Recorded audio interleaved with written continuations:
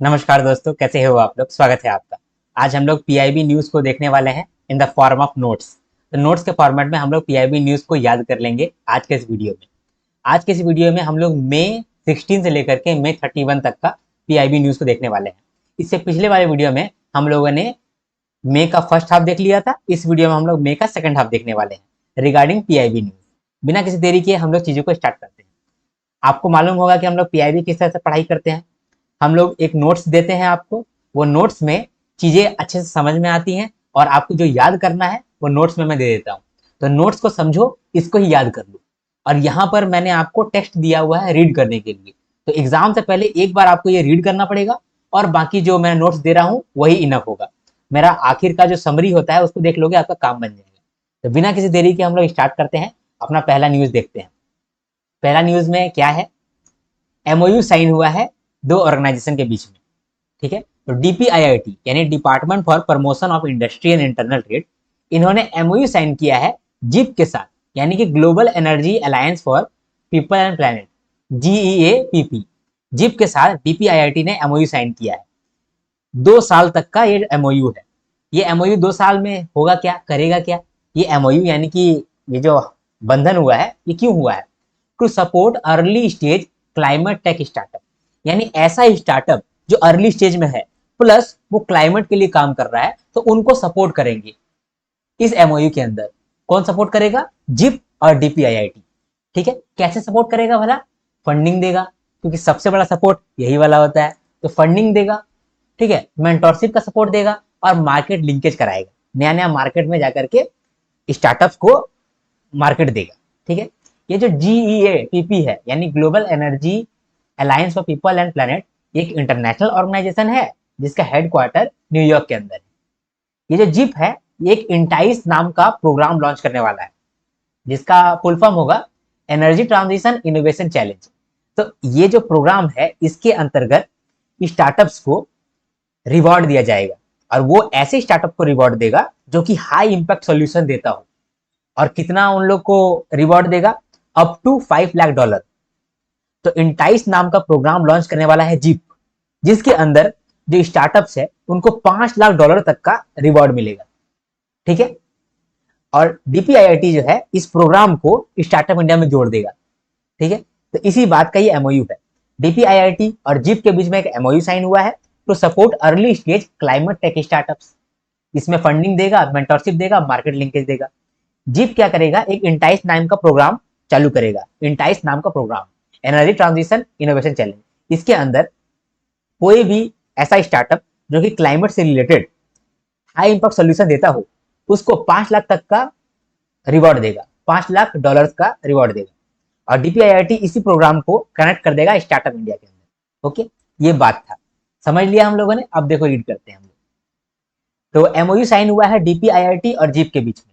Zip का full form क्या है, Global energy alliance for people and Planet, to accelerate innovation, sustainability and entrepreneurship in India's clean energy and manufacturing sectors. ठीक है, 2 साल का ये एमओयू है। ये जो पार्टनरशिप है ये सपोर्ट करेगा early stage climate tech startups को through funding access, mentorship, pilot opportunities and market linkage. ठीक है, इस एमओयू का अंदर जो जिप है ये एक एनर्जी ट्रांजिशन इनोवेशन चैलेंज यानी इंटाइस नाम का प्रोग्राम को लॉन्च करेगा। ये कॉम्पिटिटिव प्लेटफॉर्म होगा जहां पर $5 लाख तक का रिवॉर्ड मिलेगा फॉर हाई इंपैक्ट सॉल्यूशंस। ठीक है, इसके अंदर इन्वेस्टमेंट सपोर्ट कौन देने वाला है, partners like spectrum impact and Awana capital. ठीक है, तो ये डीपीआईआईटी जो है इस प्रोग्राम को कनेक्ट कर देगा टू स्टार्टअप इंडिया नेटवर्क। ठीक है, ये जो जिप है ये है क्या, ये एक ऑर्गेनाइजेशन है जो कि काम करता है to tackle energy poverty and climate crisis by developing and scaling innovative green energy solutions in developing and emerging economies. Okay, headquarter इसका है न्यूयॉर्क में। किसके द्वारा फाउंड किया गया था ये GEAPP, Rockefeller and IKEA foundations and Bezos Earth Fund. Okay, आगे बढ़ते हैं और अगला देखते हैं।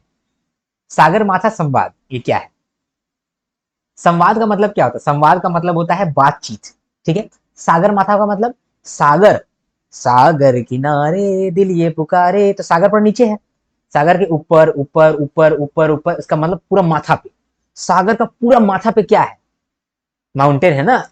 सागर सबसे नीचे, सबसे ऊपर माउंटेन, तो सागर का माथा में है कौन? माउंटेन। तो माउंटेन से रिगार्डिंग अगर हम लोग संवाद करेंगे तो वही तो होगा सागर माथा संवाद। तो सागर माथा संवाद का पहला एडिशन आया है किसके द्वारा? नेपाल के द्वारा। कहां पर? काठमांडू में। ये जो सागर माथा संवाद ये है क्या? ये ग्लोबल डायलॉग फोरम है जहां पर डिस्कस किया जाएगा ग्लोबल और रीजनल इश्यूज को। सागर माता संवाद जो है इसके अंदर थीम क्या रखा गया है इस बार का? Climate change, mountains and future of humanity.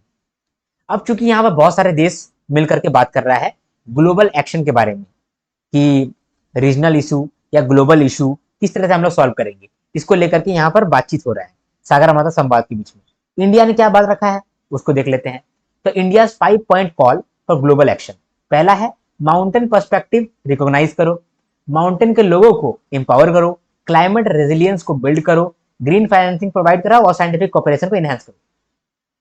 तो इंडिया गया है, तो इंडिया का कहना यह है कि माउंटेन के बारे में बात कर रहे हैं ना बॉस, तो हम लोग माउंटेन के बारे में बात कर रहे हैं तो क्या करते हैं? माउंटेन का पर्सपेक्टिव को समझते हैं, माउंटेन में जो कम्युनिटी रहता है, माउंटेन में जो लोगों रहता है उसको एम्पावर करते हैं, ग्रीन फाइनेंसिंग देते हैं, क्लाइमेट को रेजिलियंट बनाते हैं और साइंटिफिक कोऑपरेशन करते हैं।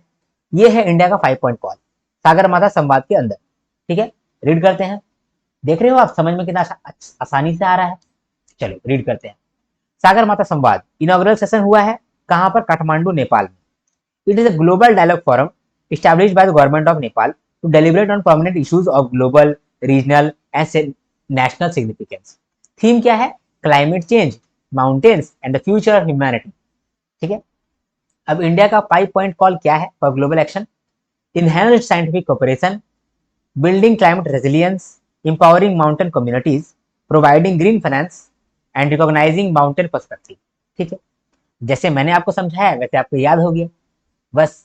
इसके बाद मिनिस्ट्री ऑफ कंज्यूमर अफेयर्स ने डिजिटल इनिशिएटिव्स कुछ लॉन्च किया है। ठीक है, तो 3 मेजर इनिशिएटिव है मिनिस्ट्री ऑफ कंज्यूमर अफेयर्स का, तो हम लोग उसको देख लेते हैं एक बार, है ना। तो यहाँ पर हम लोग शॉर्ट में इसको समझते हैं। सबसे पहला है डेपो दर्शन, ठीक है, दूसरा है अन्न मित्रा और तीसरा है अन्न सहायता। ठीक है, इन तीनों को समझने से पहले यहाँ समझते हैं पब्लिक डिस्ट्रीब्यूशन सिस्टम को। देखो क्या होता है, जो गरीब होते हैं, जो बहुत गरीब होते हैं, बिलो पॉवर्टी लाइन होते हैं, तो वैसे इंसान को राशन कार्ड दिया जाता है। वो राशन कार्ड का मदद से वो अनाज को कम दामों में खरीद सकते हैं गवर्नमेंट का दुकान में। तो गवर्नमेंट का दुकान रहता है, वहां पर जाकर के आप चावल, आटा, चीनी, दाल ये सब कम दामों में खरीद सकते हैं। 5 रुपया, 6 रुपया, 10 रुपया पर केजी, इस दाम में आप खरीद सकते हैं। मार्केट से सिग्निफिकेंटली बहुत लोअर अमाउंट में यहाँ पर प्राइस रहता है, आप खरीद सकते हैं। तो ये जो गवर्नमेंट का दुकान है ना, इसमें हम लोग बोलते हैं, उसको बोलते हैं fair price shop. Fair price shop में जो आदमी बैठ के सामान देता है उसको बोलते हैं फेयर प्राइस शॉप डीलर। ठीक है, जो गरीब है जिसके पास राशन कार्ड होता है उसी को ये फायदा पहुंचता है। तो एक राशन कार्ड होल्डर होता है जिसको ये मिलता है।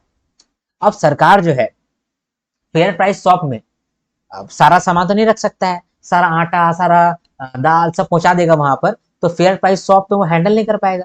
इसीलिए सरकार एक फैक्ट्री बनाया है, फैक्ट्री नहीं कह सकते हैं उसको, वेयर हाउस बोल सकते हैं। एक वेयर हाउस बनाया है जहां पर वो सामान रखता है, तो डेपो नाम उसको कहते हैं। तो डेपो में वो सारा सामान रखता है सरकार अपना, वहां से फेयर प्राइस शॉप में सामान को भेजता है ताकि गरीबों को कम दामों में अनाज मिल जाए। ओके, समझ में आया आपको? तो इसीलिए ये पब्लिक डिस्ट्रीब्यूशन सिस्टम इस तरह से काम करता है। तो यहां पर हम लोग 3 चीज चलाए हैं। एक डेपो दर्शन नाम का पोर्टल चलाए हैं, डेपो दर्शन। डेपो दर्शन मतलब कि डेपो का दर्शन कर लो रे बाबा। डेपो का दर्शन मतलब ये जो वेयर हाउस है इसका दर्शन कर लो। वेयर हाउस का दर्शन कैसे करेंगे? कैमरा लगा देंगे या फिर आंटी को बैठा देंगे। आंटी को तो नहीं बैठा सकते, कैमरा लगा देंगे, उससे डेपो का दर्शन हो जाएगा। अब कैमरा लगा देंगे अगर डेपो के अंदर, तो डेपो के अंदर कोई धांधली कर रहा होगा कोई ऑफिसर, वो पकड़ा जाएगा, है ना। उसके बाद कभी कभी अनाज जो है ना रह रह के सड़ जाता है, तो अब सड़ेगा नहीं क्योंकि हम लोग डेपो दर्शन के अंदर एक IoT सेंसर भी लगा देंगे। ये IoT सेंसर जो है हर डेपो के अंदर रहेगा, जो कि ये डिटेक्ट कर लेगा कि टेम्परेचर बढ़ रहा है या बारिश बढ़ रहा है, ह्यूमिडिटी बढ़ रहा है। इससे क्या होगा कि पहले से मालूम चल जाएगा कि अनाज कहीं खराब तो नहीं हो रहा है। ठीक है, तो डेपो दर्शन में इतना काम होता है। ये भी एक पोर्टल है डेपो दर्शन। ठीक है, इसके बाद है अन्न मित्रा पोर्टल। डेपो दर्शन तो देख लिए, एक है अन्न मित्रा। अन्न का मतलब होता है अनाज, मित्र का मतलब होता है फ्रेंड, तो अन्न का फ्रेंड, ठीक है, अन्न का फ्रेंड। इसमें क्या होता है, ये एक ऐप है, इसके अंदर जो फूड इंस्पेक्टर होता है ना, जो कि फूड का क्वालिटी चेक करता है जगह जगह जाकर के, उसको टैग किया जाता है, जियो टैग किया जाता है, ठीक है। मतलब उसमें एक हम लोग क्या उसको बोलेंगे, आ, उसका लोकेशन चेक करते रहते हैं। तो जो फूड इंस्पेक्टर होता है उसका लोकेशन चेक होते रहता है। अगर वो फेयर प्राइस शॉप में, यानी कि ये जो दुकान है गवर्नमेंट का, वहां जाके स्टॉक का चेकिंग कर रहा है कि नहीं, फूड का इंस्पेक्शन कर रहा है कि नहीं कर रहा है, नहीं करेगा तो लोकेशन नहीं आएगा। तो ये सब चीज जो है अब सुधर जाएगा। पहले क्या होता था कि फेयर प्राइस शॉप में किस तरह का आटा मिल रहा है, पिल्लू वाला आटा मिल रहा है, कीड़ा वाला आटा मिल रहा है, कोई देखने वाला नहीं है। लेकिन फूड इंस्पेक्टर का काम था कि जाके देखे, लेकिन वो देखता नहीं था। तो इसीलिए अन्न मित्रा के अंदर उन लोग का लोकेशन अब रहेगा, तब जाएगा तो अच्छा बात है, नहीं जाएगा तो पकड़ा जाएगा कि नहीं जा रहा है चेक करने के लिए। तो फूड इंस्पेक्टर का काम यहाँ पर बढ़ गया। साथ में ये जो फेयर प्राइस शॉप है, कभी कभी इसके पास सामान पहुंचा ही नहीं, लेकिन आदमी लोग पहुंच गए खरीदने के लिए। अब ये फेयर प्राइस शॉप का जो डीलर है वो बोल रहा है, गरीबों हमको माफ करो, सामान तो आया ही नहीं है, हम तो देंगे कैसे, ठीक है। तो अब वो ऐसा नहीं हो सकता, ये अन्न मित्र पोर्टल के अंदर वो चेक कर पाएगा कि मेरा सामान निकला है वहां से, यहाँ पहुंचा कि नहीं पहुंचा है, कब कितना दिन पहुंचेगा, ठीक है। उसके बाद अगर हम लोग मंथली कितना सेल किए हैं, कितना सेल बच गया है, सारा डेटा वो रख पाएगा इस ऐप के अंदर।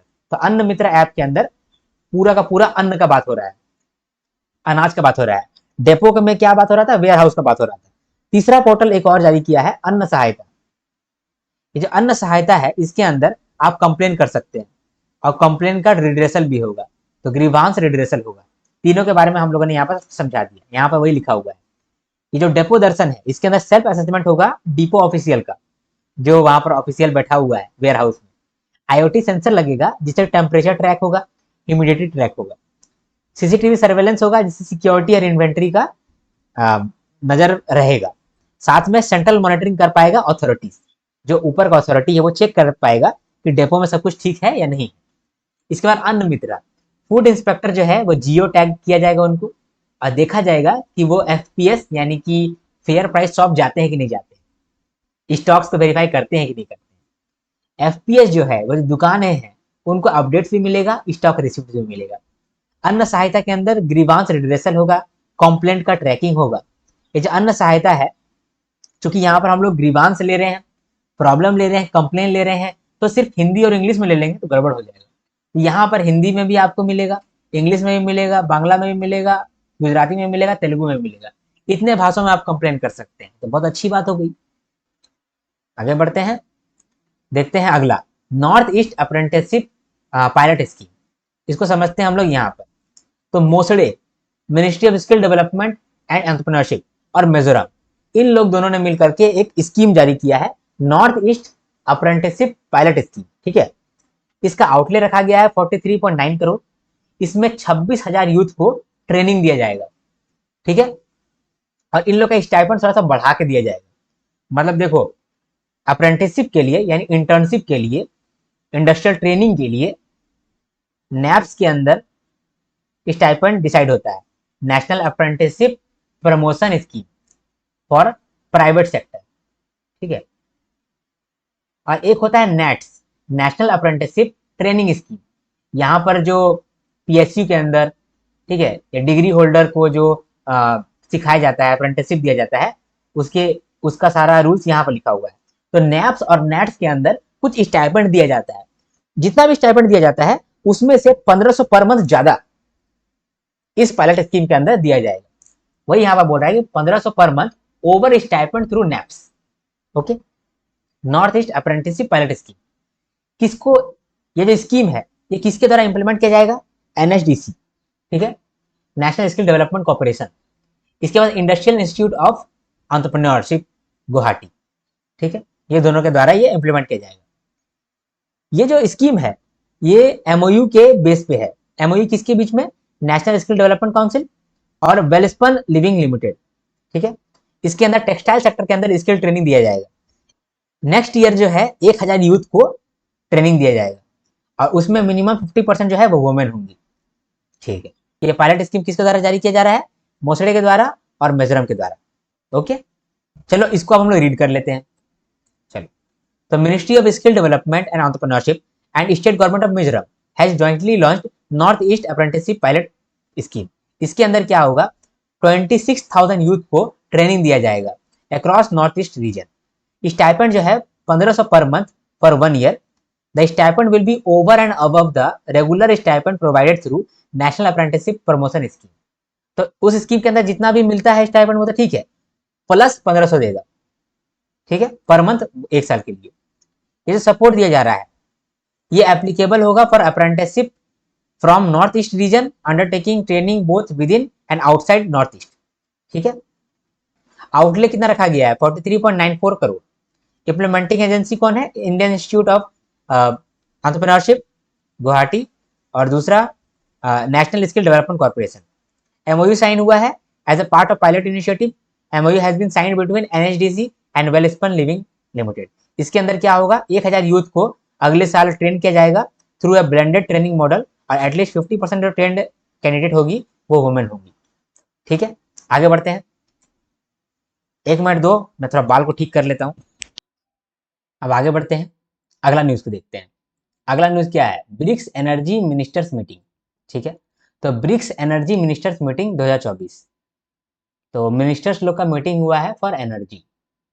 और कौन सा मिनिस्टर्स, ब्रिक्स का मिनिस्टर। ब्रिक्स मतलब ब्राजील, रसिया, इंडिया, चाइना और साउथ अफ्रीका, ठीक है। आई होप मैंने सही बताया। चलो, तो ये जो है ब्राजील के द्वारा होस्ट किया गया है, ये जो मीटिंग है ये ब्राजील के द्वारा होस्ट किया गया है, और अभी जो करंट चेयरमैन है वो ब्राजील ही है, ठीक है। मिनिस्टर्स ने कुछ बातों को लेकर के यहाँ पर थोड़ा सा फोकस किया है, कमिटमेंट के बारे में बात किया है। इन लोगों का कहना है कि हम लोग यूएन एसडीजी 7 इसको अचीव करेंगे, यूएन एसडीजी 7 को अचीव करेंगे। एसडीजी 7 मतलब रिन्यूएबल एनर्जी, ठीक है।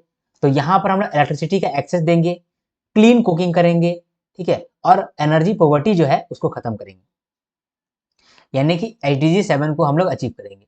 दूसरा, BRICS energy research corporation platform को सपोर्ट करेंगे, जहां पर एनर्जी को लेकर रिसर्च कर सकते हैं, तो उन सारे प्लेटफॉर्म्स में हम लोग एक सपोर्ट करेंगे, ताकि ब्रिक्स यानी कि ब्रिक्स में जो भी कंट्रीज है वो लोग मिल करके एनर्जी रिसर्च पे और काम करा जा सके, ठीक है। इसके बाद अपडेटेड ब्रिक्स एनर्जी कॉर्पोरेशन जो है उसको भी यहाँ पर प्रमोट किया गया, ठीक है। इंडिया ने क्या क्या हाईलाइट किया, इंडिया ने कहा कि अभी 2025 तक इंडिया का पावर कैपेसिटी 475 गीगावाट हो चुका है, ठीक है। 475 गीगावाट इंडिया का पावर कैपेसिटी हो गया है, ठीक है। और हम लोग टारगेट कर रहे हैं कि 2032 तक 900 गीगावाट हो जाए पावर कैपेसिटी। याद रखिएगा 2025 तक हम लोग का 475 गीगावाट है, लेकिन हम लोग चाहते हैं कि 900 गीगावाट कर ले बाय 2032। इंडिया जो है अभी फिलहाल third largest solar and wind energy production करता है। इंडिया 20% इथेनॉल ब्लेंडिंग अचीव कर लिया है, और अभी 2047 तक हमारा टारगेट है कि 100 गीगावाट न्यूक्लियर पावर कैपेसिटी हम लोग अपने देश में बना ले। तो ये जो मीटिंग हुआ है BRICS energy ministers meeting Brazil के अंदर, वहां पर कुछ बातों को लेकर के रीअफर्मेशन दिया गया है कि हम लोग यूएन एसडीजी 7 को अचीव करेंगे। यूएन एसडीजी 7 क्या होता है याद रखिएगा, रिन्यूएबल एनर्जी, ठीक है। इसके बाद हम लोग ब्रिक्स का एनर्जी रिसर्च कॉर्पोरेशन प्लेटफॉर्म है उसको सपोर्ट करेंगे, और ब्रिक्स एनर्जी कॉर्पोरेशन जो है उसको प्रमोट करेंगे, ठीक है। इंडिया ने हाईलाइट किया कि इंडिया ने अभी तक 2025 तक 475 गीगावाट का पावर कैपेसिटी जनरेट कर लिया है, और 2032 तक 2032 तक 900 गीगावाट करने वाले हैं। अभी India third largest solar and wind energy production करता है, और अभी 20% इथेनॉल ब्लेंडिंग अचीव कर चुका है। इंडिया टारगेट कर रहा है 100 gigawatt nuclear power capacity by 2047। Okay, अब हम लोग रीड करते हैं इसको। The meet has been organised in Brasilia in Brazil under Brazil presidency. Okay, the ministers reaffirmed their commitment to strengthening energy security and advancing UN SDG 7, focusing on universal electricity access, clean cooking, and tackling energy poverty. They recognize the fundamental role of BRICS Energy Research Cooperation Platform.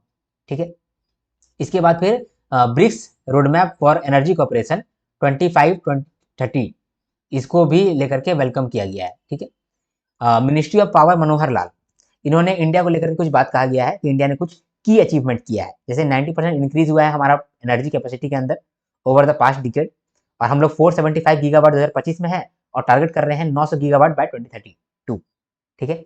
India जो है वो third largest producer बन गया है solar और wind energy का, हम लोगों ने 20% इथेनॉल ब्लेंडिंग माइलस्टोन को अचीव कर लिया है और हम लोग बाय 2047 100 गीगावाट न्यूक्लियर कैपेसिटी को टारगेट कर रहे हैं। ओके, समझ में आ गया आपको? चलो,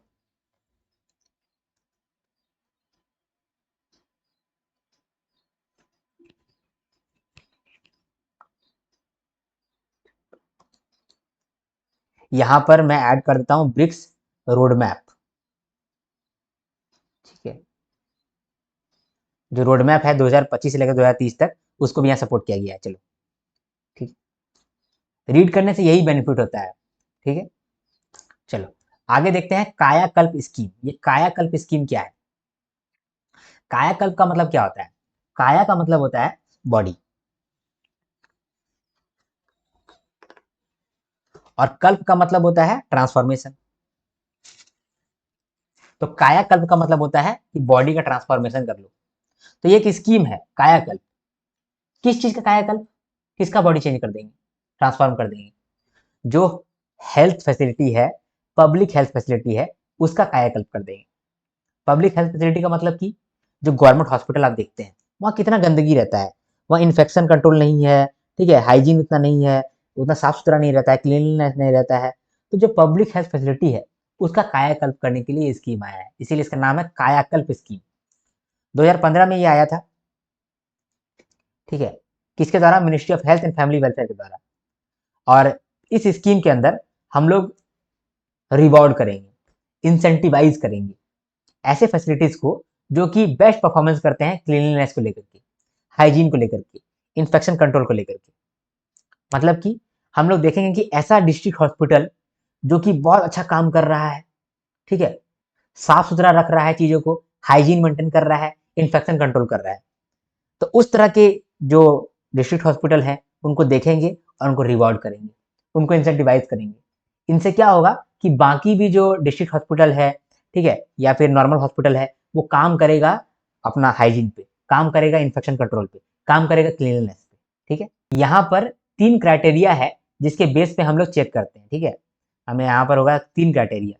3 क्राइटेरिया है जिसके बेस पे हम लोग चेक करते हैं कि किसको हम लोग देंगे इंसेंटिव और किसको इंसेंटिव नहीं देंगे। ये चेक करने के लिए हम लोग 3 क्राइटेरिया को देखते हैं। पहला क्या क्राइटेरिया है? Faculty has made cleanliness and infection control committee. एक कमेटी बनाया हुआ रहना चाहिए जो कि इन्फेक्शन कंट्रोल को देखता हो और क्लीनलीनेस को देखता हो। ठीक है, ये तो पहला क्राइटेरिया हो गया। दूसरा क्राइटेरिया, एक मैकेनिज्म होना चाहिए फॉर असेसमेंट। यानी कि सिर्फ मान लो कि कमेटी बना दिया है और कमेटी सोया हुआ है, उससे तो फर्क नहीं पड़ेगा। कमेटी अगर कुछ काम करेगा और उसका कुछ असेसमेंट होता है, यानी कमेटी मान लो कुछ काम करता है तो स्कोर मिलता है, मान लो 10 में 20 में 10 नंबर दे रहा है, या कभी 4 में 20 नंबर दे रहा है, यानी कि ऐसा असेसमेंट करने के लिए कुछ मैकेनिज्म होना चाहिए। ठीक है, फैसिलिटी का। चलो वो भी अगर हो गया तो वो 2 तरीके का हो सकता है, इंटरनल असेसमेंट भी हो सकता है, पीयर बेस्ड असेसमेंट हो सकता है। इंटरनल असेसमेंट का मतलब कि कोई इंटरनल आदमी ही जाकर चेक करता हो कि साफ सुथरा है कि नहीं है। अगर साफ सुथरा है तो कुछ स्कोर देता हो, साफ सुथरा नहीं है तो कुछ स्कोर कम कर देता हो। तो ऐसा कोई मैकेनिज्म तो होना चाहिए भाई। ठीक है, और उस मैकेनिज्म में मिनिमम 70% स्कोर भी होना चाहिए। तो ये 3 क्राइटेरिया है। पहला, क्लीनलीनेस और इन्फेक्शन कंट्रोल के लिए एक कमेटी बनाओ। दूसरा, असेसमेंट करने के लिए कोई मैकेनिज्म सेट करो, और असेसमेंट करो भी और 70% मिनिमम स्कोर रहना भी चाहिए। तब तो जाकर के उसको हम लोग एलिजिबल मानेंगे और तब उसको इंसेंटिव देने का सोचेंगे। ठीक है, इसके बाद यहाँ पर 4 कैटेगरी है जिसके अंदर इंसेंटिव दिया जाता है। 4 कैटेगरी है, तो 4 कैटेगरी जरूर आप देख लीजिए, याद कर लीजिए। ठीक है, एक है डिस्ट्रिक्ट हॉस्पिटल। ठीक है,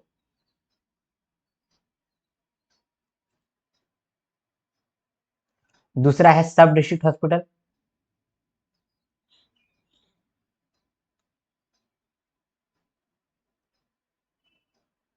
तीसरा है प्राइमरी हेल्थ केयर सेंटर, तो प्राइमरी हेल्थ केयर सेंटर।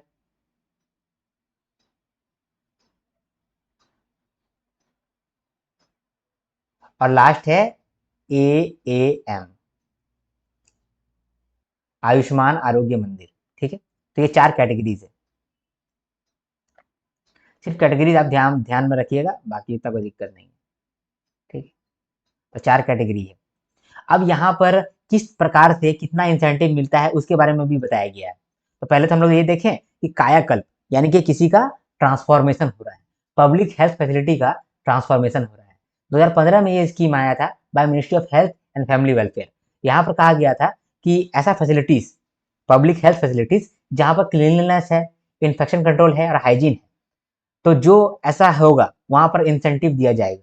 कितना इंसेंटिव दिया जाएगा वो अब देखेंगे, लेकिन 4 कैटेगरी में इंसेंटिव दिया जाता है। डिस्ट्रिक्ट हॉस्पिटल, सब district hospital, primary health care centre और आयुष्मान आरोग्य मंदिर, ये 4 कैटेगरी के अंदर। कैसे हम लोग देंगे नहीं देंगे ये 3 क्राइटेरिया पर डिपेंड करता है। पहला क्राइटेरिया कि वो जो फैसिलिटी है वहां पर क्लीनलीनेस और इन्फेक्शन कंट्रोल के लिए एक कमेटी है कि नहीं। कमेटी है तो क्या वहां पर असेसमेंट के लिए कोई मैकेनिज्म है, असेसमेंट होता है कि नहीं होता है। और तीसरा, असेसमेंट में मिनिमम 70% स्कोर रहना चाहिए। ठीक है, इसके बाद यहाँ पर डिस्ट्रिक्ट हॉस्पिटल और आयुष्मान आरोग्य मंदिर को लेकर कितना प्राइस दिया जाता है वो यहाँ लिखा हुआ है। तो डिस्ट्रिक्ट हॉस्पिटल में 3 कैटेगरी है, category A, category B, category C. Category A में वो आते हैं जिस डिस्ट्रिक्ट में 10 से लेकर के 25 तक के हॉस्पिटल है। यानी मान लो ऐसा डिस्ट्रिक्ट है जिसमें 10 से लेकर के 25 तक का इतना ही हॉस्पिटल है, तो वो कैटेगरी ए के अंदर आएगा। तो वैसा डिस्ट्रिक्ट में हम लोग एक ही विनर को प्राइज देंगे 50 लाख रुपए। ठीक है, अब है कैटेगरी बी। अगर मान लो ऐसा डिस्ट्रिक्ट है जिसके अंदर 27, 28, 29 ऐसा डिस्ट्रिक्ट हॉस्पिटल है। ठीक है, तो अगर नंबर ऑफ डिस्ट्रिक्ट हॉस्पिटल किसी भी डिस्ट्रिक्ट के अंदर 26 से लेकर 50 के बीच में होगा तो वहां पर हम लोग 2 को प्राइज देंगे, एक विनर देंगे, एक रनर अप देंगे।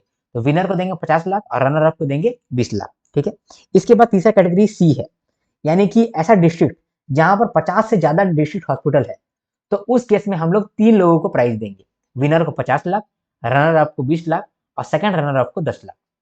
ठीक है, इसके बाद आयुष्मान आरोग्य मंदिर का बात करें तो यहाँ पर भी 3 कैटेगरी है, category A, category B, category सी।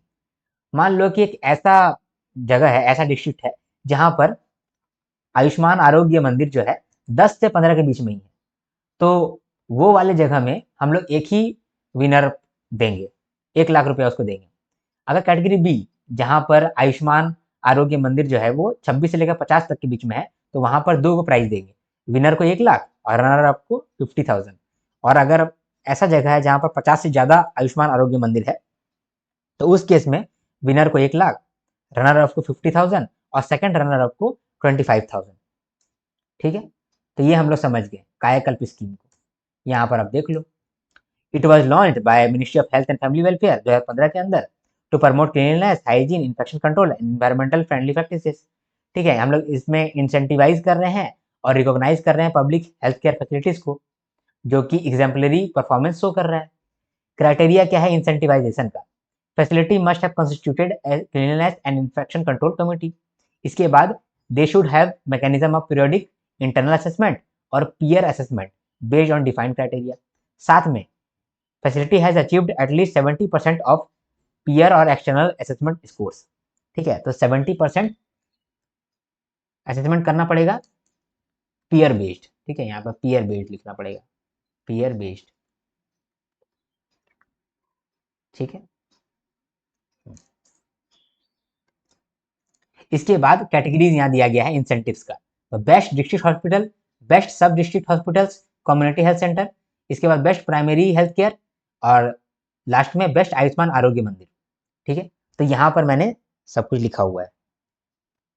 तो बेस्ट डिस्ट्रिक्ट हॉस्पिटल को कैटेगरी ए, बी, सी के अंदर कितना प्राइस मिलता हुआ है लिखा हुआ है।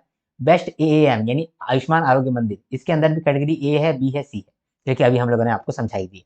आगे बढ़ते हैं, कायाकल्प स्कीम हो गया हमारा, आगे बढ़ते हैं। अब है फाइनेंशियल फ्रॉड रिस्क इंडिकेटर। देखो ये क्या हो रहा है, आप मान लो कि अलर्ट आ जा रहा है, देखो अलर्ट आ जा रहा है, फोन के अंदर अलर्ट आ जा रहा है, तो कुछ इंडिकेटर है जो कि फाइनेंशियल फ्रॉड का रिस्क को बताता होगा। चलो इसको देखते हैं। तो फाइनेंशियल फ्रॉड रिस्क इंडिकेटर एक एनालिटिकल टूल है, किसके द्वारा ये रिलीज किया गया है, लॉन्च किया गया है, डिपार्टमेंट ऑफ टेलीकॉम के द्वारा, ताकि कोई भी मोबाइल नंबर को हम लोग डिटेक्ट कर पाए कि वो जो मोबाइल नंबर है वो फ्रॉड है या नहीं।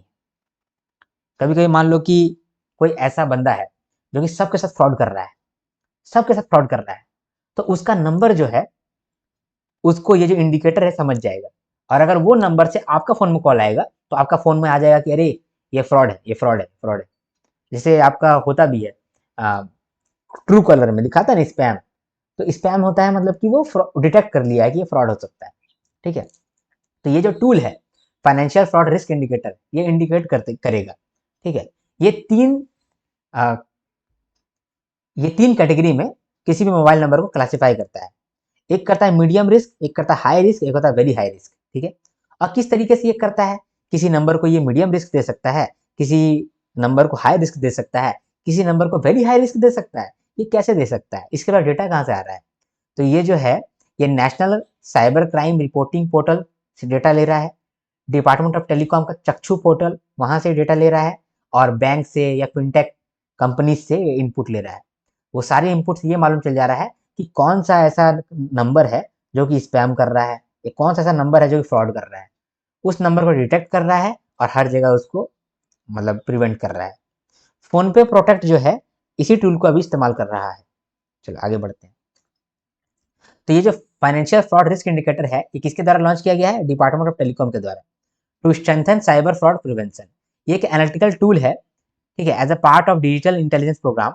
ये क्या करेगा, फाइनेंशियल इंस्टीट्यूशन को एम्पावर करेगा ताकि एक्शनेबल इंटेलिजेंस को और इंप्रूव किया जा सके फॉर साइबर फ्रॉड प्रिवेंशन। ये जो टूल है फाइनेंशियल फ्रॉड रिस्क इंडिकेटर, ये जो टूल है ये किसी भी मोबाइल नंबर को तीन कैटेगरी में बांटता है, medium, high and very high risk of financial fraud, ठीक है। और ये कहाँ से ये डिसाइड कर पाता है, डिपार्टमेंट ऑफ टेलीकॉम का चक्षु प्लेटफॉर्म से, ठीक है, intelligence shared by banks and financial institution से, साइबर क्राइम कोऑर्डिनेशन सेंटर से, और national cyber crime reporting portal से, ठीक। फोन पे जो है इसको यूज कर रहा है तो decline transaction link to very high risk mobile numbers and display on screen alert as a part of PhonePe protect feature, ठीक है। आगे बढ़ते हैं। अब देखते हैं यूएन ओशियन कॉन्फ्रेंस। तो यहाँ पर थर्ड यूएन ओशियन कॉन्फ्रेंस हो रहा है 2025 के अंदर, ठीक है। किसके द्वारा होस्ट किया जा रहा है पूछ सकता है आपसे, तो फ्रांस के द्वारा और कोस्टा राइस के द्वारा। तो कोस्टा राइस और फ्रांस ने मिल करके ये कॉन्फ्रेंस कर रहे हैं, ठीक है। थीम क्या रखा गया है, accelerated action and mobilising all actors to conserve and sustainably use the ocean in line with SDG 14। Ocean को अंधाधुन यूज मत करो, ओशियन मिल गया है, पानी मिल गया है तो ले मार वहां पर फिशिंग कर रहा है, ले मार वहां पर गंदगी फैला रहा है। तो ऐसा ना हो, इसीलिए एक यूएन ओशियन कॉन्फ्रेंस किया जा रहा है जिसका होस्ट कौन बना है, फ्रांस और कोस्टा राइस। इन लोगों ने कहा है ओशियन को भी सस्टेनेबली यूज करो रे बेटा, ठीक है। इंडिया का क्या रोल है, इंडिया में मिनिस्ट्री ऑफ अर्थ साइंस और embassy of France and Costa Rica, इन लोग दोनों ने मिल करके सेकंड ब्लू टॉक्स ये होस्ट किया है। ब्लू टॉक्स का मतलब कि पानी को लेकर के बात करेंगे, और सेकंड का मतलब कि सेकंड बार होस्ट हो रहा है, ठीक है। ये क्यों हुआ है, to bring ideas perspective ahead of conference. Conference होने वाला है तो वहां पर क्या क्या आइडिया को लेकर के डिस्कस किया जाएगा, क्या पर्सपेक्टिव लेकर के आएंगे, तो इंडिया इसके बारे में तैयारी कर रहा है। तैयारी करने के लिए ये लोग जो होस्ट किया है सेकंड ब्लू टॉक्स, ठीक है। एचडीजी 14 क्या होता है, लाइफ अंडर वाटर, पानी के अंदर भी बहुत सारे जीव जंतु है, उसको भी ध्यान से रखना है और ओशियन को सस्टेनेबली यूज करना है। यही काम है, यही थीम रखा गया है for UN ocean conference 2025। I hope इतना आपको समझ में आ गया, ठीक है। रीड करते हैं इसको, ठीक है, यहाँ रीड करते हैं। UN ocean conference, ministry of earth science in collaboration with embassies of France and embassy of Costa Rica in India hosted the second blue talks.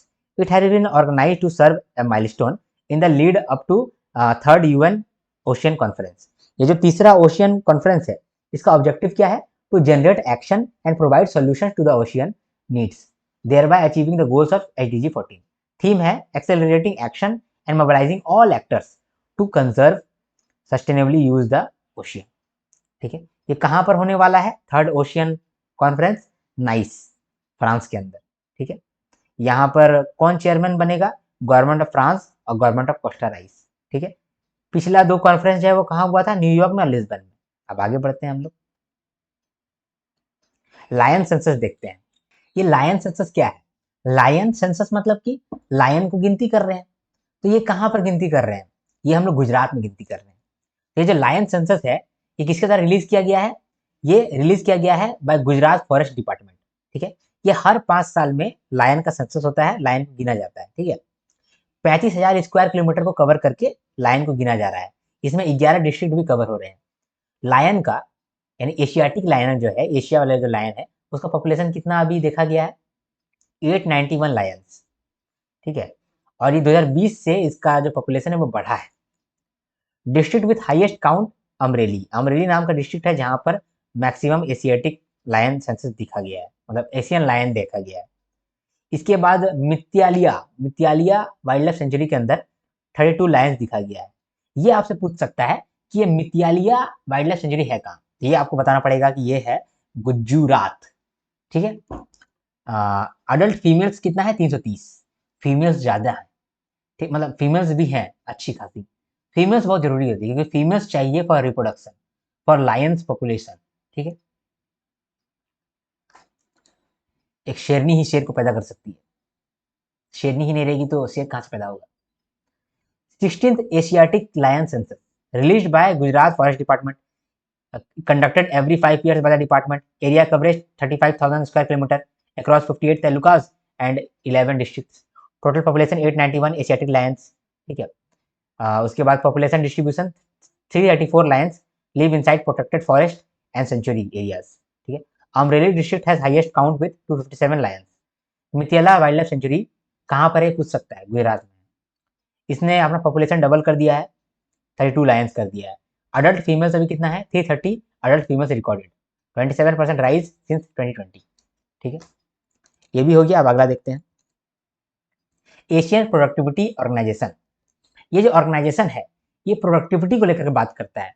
Productivity किस चीज को लेकर के आएगा, प्रोडक्ट जल्दी जल्दी बनाओ, प्रोडक्ट जल्दी जल्दी बनाओ, यानी कि जो एग्रीकल्चर का प्रोडक्ट बनाते हैं, इंडस्ट्रियल प्रोडक्ट हम लोग बनाते हैं, तो प्रोडक्ट जल्दी जल्दी बनाओ, प्रोडक्टिविटी को इनहेंस करो। इसके लिए एशियन प्रोडक्टिविटी ऑर्गेनाइजेशन बना है। अभी इंडिया इसका चेयरमैन बना है, इसीलिए ये ऑर्गेनाइजेशन कब स्टैब्लिश हुआ था, इसका हेडक्वार्टर कहां पर है, ये आपसे पूछ सकता है। Asian Productivity Organisation, India assumes chair for financial year 2026, यानी 2025 से लेकर 26 तक का जो चेयरमैनशिप है वो इंडिया के पास है। तो इंडिया जो है वो प्रोडक्टिविटी को लेकर के अच्छा खासा अभी पावर होल्ड कर रहा है, ठीक है। ये ऑर्गेनाइजेशन करता क्या है, प्रोडक्टिविटी को बूस्ट करता है, नाम में ही प्रोडक्टिविटी है। क्या चीज का प्रोडक्टिविटी, एग्रीकल्चर का, इंडस्ट्रियल सर्विसेज का। प्रोडक्टिविटी को कैसे बढ़ाएंगे, फटाफट फटाफट फटाफट काम कैसे करवाएंगे, प्रोडक्टिविटी को कैसे बढ़ाएंगे, bye promoting capacity building, capacity build कराओ ताकि प्रोडक्टिविटी और इनहेंस हो, टेक्नोलॉजी का अडॉप्शन कराओ ताकि प्रोडक्टिविटी और इनहेंस हो, ग्रीन प्रोडक्टिविटी को इनकरेज करो, ठीक है, और मेंबर कंट्रीज को हेल्प करो। ये काम है इस ऑर्गेनाइजेशन का। ये ऑर्गेनाइजेशन में अभी इंडिया जो है वो चेयरमैनशिप बन गया है। ये ऑर्गेनाइजेशन जो है वो 1961 में स्टैब्लिश हुआ था और हेडक्वार्टर इसका टोक्यो है। करंटली 21 मेंबर इसमें एग्जिस्ट करते हैं, ठीक है। तो India has assumed the chair of Asian Productivity Organisation for financial year 2026 term. India assumed the chair during 67th session of governing body meeting of APO held in Jakarta, Indonesia. It is an intergovernmental organization established in 1961. Objective क्या है, to increase productivity in Asia Pacific region through mutual cooperation. Current member अभी 21 है और current secretary general है doctor Indra प्रधान सिंगवानीता सिंगाविनाता सिंगाविनाता सिद्धि विनायक, ठीक है। आगे बढ़ते हैं, चलो एशियन प्रोडक्टिविटी ऑर्गेनाइजेशन हो गया, आगे बढ़ते हैं। अब एफडीआई को लेकर के कुछ डाटा दिया गया है, वो डाटा इंपॉर्टेंट है, ठीक है। एफडीआई को लेकर क्या डाटा दिया गया है, एफडीआई जो है फाइनेंशियल ईयर 2025 में 81.04 बिलियन आया है इंडिया के अंदर, 81.04 बिलियन आया है इंडिया के अंदर एफडीआई, ठीक है। लास्ट ईयर से ये 14% ग्रोथ है, ठीक है। टॉप सेक्टर्स कौन कौन सा है, सर्विस में 19%, कंप्यूटर सॉफ्टवेयर एंड हार्डवेयर में 16%, ट्रेडिंग में 8%, इसके बाद मैन्युफैक्चरिंग में 18% है, ठीक है। ये जो मैन्युफैक्चरिंग सेक्टर है इसमें 18% है, ठीक है। तो आप बोलेंगे कि सर्विस 19% है तो वो नंबर 1 पे है, तो मैन्युफैक्चरिंग सेक्टर सेकंड नंबर पे होना चाहिए क्योंकि ये 18% है। यहाँ पर थोड़ा सा कैच है, ये जो बताया गया है यहाँ पर एनएसओ के द्वारा जो ये डेटा दिया गया है, यहाँ पर मैन्युफैक्चरिंग सेक्टर को तोड़ तोड़ के बताया गया है। तो मैन्युफैक्चरिंग सेक्टर के अंदर ही कंप्यूटर सॉफ्टवेयर एंड हार्डवेयर आ गया और भी बाकी सब आ गया, इसीलिए नंबर 1 पे है सर्विसेज, नंबर 2 पे है कंप्यूटर सॉफ्टवेयर एंड हार्डवेयर और नंबर 3 पे है ट्रेडिंग, ठीक है। ये सब टॉप सेक्टर हो गया। टॉप सोर्स जहां से हम लोग को एफडीआई मिला है, टॉप सोर्स क्या है? SMU, सिंगापुर, मॉरिशियस, यूएस, याद रखिएगा, सिंगापुर, मॉरिशियस और यूएस, ये हमारे टॉप सोर्स है फॉर एफडीआई। टॉप डेस्टिनेशन क्या है? एफडीआई सबसे ज्यादा आया कहाँ पर है? एफडीआई का मतलब क्या होता है? Foreign development, foreign direct investment, क्या मैं भी बोलता हूँ, फॉरेन डायरेक्ट इन्वेस्टमेंट, यानी डायरेक्टली इन्वेस्ट कर दिया है हमारे देश में, डायरेक्टली फैक्ट्री सेटअप कर दिया है, डायरेक्टली डायरेक्ट असेंबली बना दिया गया है, ठीक है। तो ये जो इन्वेस्टमेंट होता है उसको बोलते हैं एफडीआई, फॉरेन डायरेक्ट इन्वेस्टमेंट। तो हम लोग का देश में कहाँ पर ये इन्वेस्टमेंट करेगा? अगर बाहर का आदमी लोग कर रहा है या फिर बाहर का कंपनी कर रहा है तो कहाँ पर वो एफडीआई करेगा? जहां पर फैसिलिटी अच्छा मिले। तो महाराष्ट्र का मुंबई में करेगा, बेंगलोर में करेगा, दिल्ली में करेगा, है ना। आईटी सॉफ्टवेयर कंपनीज भी आएगा, कहाँ आएगा? बेंगलोर में आएगा, दिल्ली में आएगा, महाराष्ट्र में आएगा, मुंबई में आएगा। टॉप डेस्टिनेशन क्या है? महाराष्ट्र है, कर्नाटका है और दिल्ली है। कहाँ से आता है? SMU, Singapore, Mauritius, US. इसके बाद कहा है कि लास्ट 11 ईयर्स में एफडीआई जो है 748 बिलियन आया है, 143% इंक्रीज है फ्रॉम लास्ट 11 ईयर्स, ठीक है। नंबर ऑफ सोर्स जो है वो बढ़ गया है, पहले 89 सोर्स से हम लोग का एफडीआई आता था और अब हम लोग का 112 सोर्स है जहां से एफडीआई आता है। सिंपल सा बात है। Top sector services, computer software and hardware और ट्रेडिंग, ठीक है। Top source Singapore, Mauritius, US. Top destination Maharashtra, Karnataka, Delhi. यहाँ पर डेटा दिया गया है, रीड कर लो। चलो, इंडिया रिकॉर्ड किया है 81 billion FDI inflow financial year 2025 में, जो कि 14% इंक्रीज है from last year. Top sector है services, computer software and hardware, trading, ठीक है।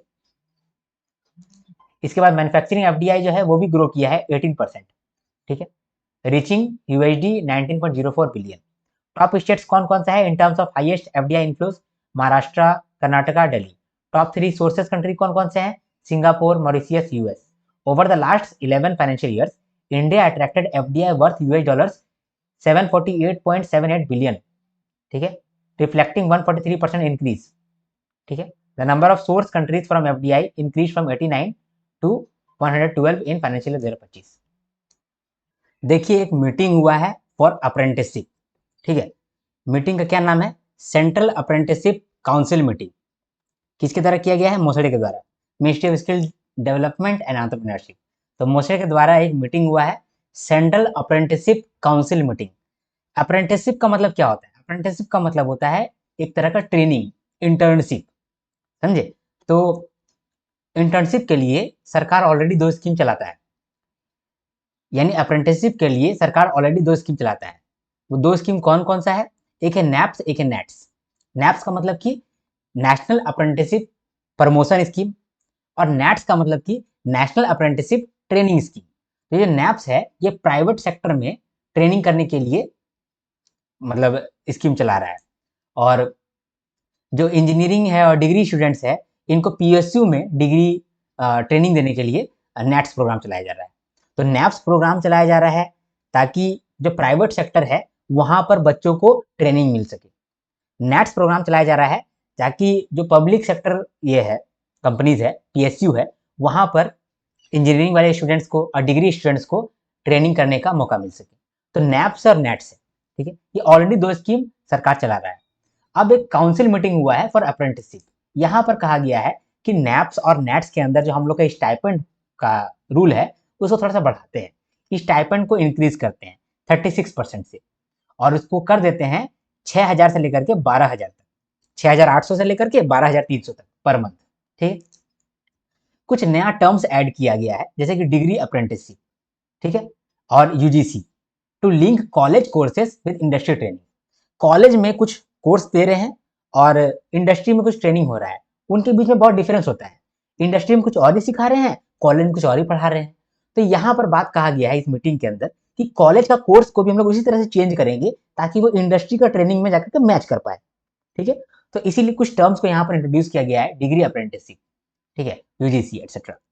फिर कुछ रीजनल बोर्ड्स को यहाँ पर लाया जाएगा ताकि जो रिमोट एरियाज में स्टूडेंट रहते हैं वहां तक भी ट्रेनिंग वाला जो सुविधा है पहुंच सके, अप्रेंटिसशिप का जो सुविधा है ये पहुंच सके, ठीक है। इसके बाद पर्सन विद बेंचमार्क डिसेबिलिटी का डेफिनेशन भी यहाँ पर अपडेट किया गया है। साथ में कुछ मॉडर्न सेक्टर को इंक्लूड किया गया है।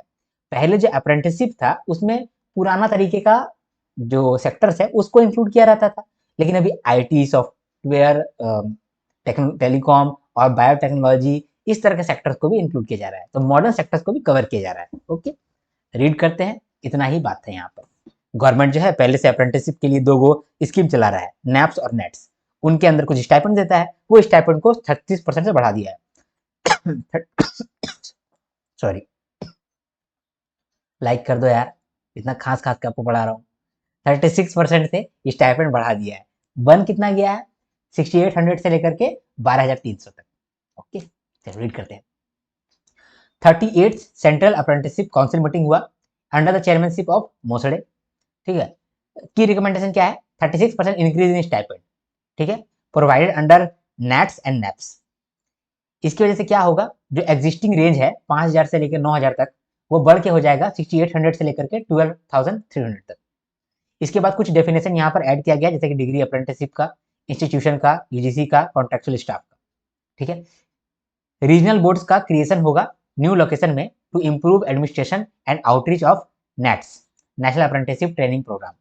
ठीक है, इसके बाद कुछ नया सेक्टर को इंट्रोड्यूस कर रहा है यहाँ पर, तो replacing the existing list of industries 1987 code with one aligned with National Industrial Classification Code 2008.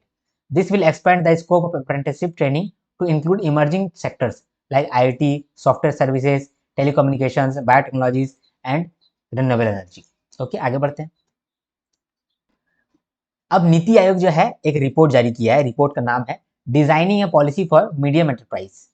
तो जो एमएसएमई होता है ना, एमएसएमई मतलब micro, medium and small enterprise, तो वो जो मीडियम एंटरप्राइज है उसके लिए एक पॉलिसी डिजाइन किया है नीति आयोग, तो वही एक रिपोर्ट में कह रहा है।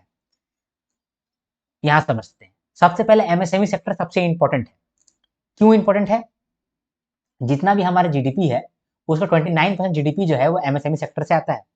तो MSME sector contributes 29% to GDP, 40% to export, 60% to employment.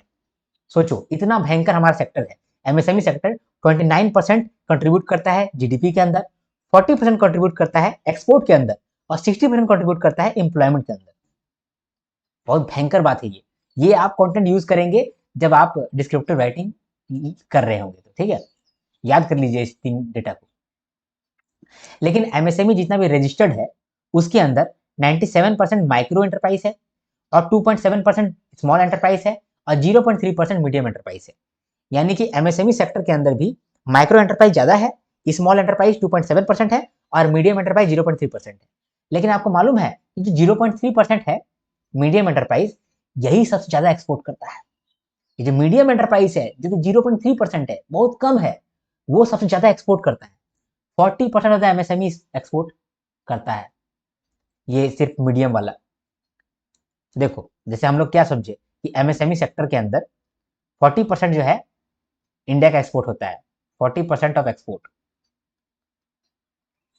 ठीक है, अब जितना भी एक्सपोर्ट एमएसएमई करता है उसमें से 40% जो है वो मीडियम एंटरप्राइज करता है। ठीक है, और बाकी 60% करता होगा स्मॉल और माइक्रो, है ना। तो 40% है वो मीडियम एंटरप्राइज करता है। लेकिन मीडियम एंटरप्राइज इतना एक्सपोर्ट कर रहा है फिर भी इसका बहुत कम है नंबर। तो क्यों कम नंबर है, इसको कैसे हम लोग और बढ़ा सकते हैं, इसके बारे में ये रिपोर्ट कहा है। ठीक है, तो रिपोर्ट ने बताया है कि चैलेंजेस क्या क्या है और किस तरह से वो चैलेंजेस से हम लोग आगे बढ़ेंगे। तो व्हाट आर द चैलेंजेस यहाँ बात किया गया है, what are the way forward ये भी बात किया गया है कि चैलेंजेस से कैसे आगे बढ़ेंगे। सबसे पहला है difficult access to custom financial product. तो कस्टमाइज्ड फाइनेंशियल प्रोडक्ट का एक्सेस नहीं है एमएसएमई सेक्टर के अंदर, तो इसको हम लोग लाना पड़ेगा। इसको कैसे ठीक करेंगे? एक्सेस ला देते हैं कस्टमाइज्ड फाइनेंशियल प्रोडक्ट का, इसीलिए टेलर्ड फाइनेंस ये लेकर के आए हैं। ठीक है, थोड़ा सा इसको मैं जूम करता हूं ताकि आपको देखने में आसानी हो। ठीक है, आई होप आपको दिख रहा है। चलो, मैं अपने आप को थोड़ा हाइड कर लेता हूँ।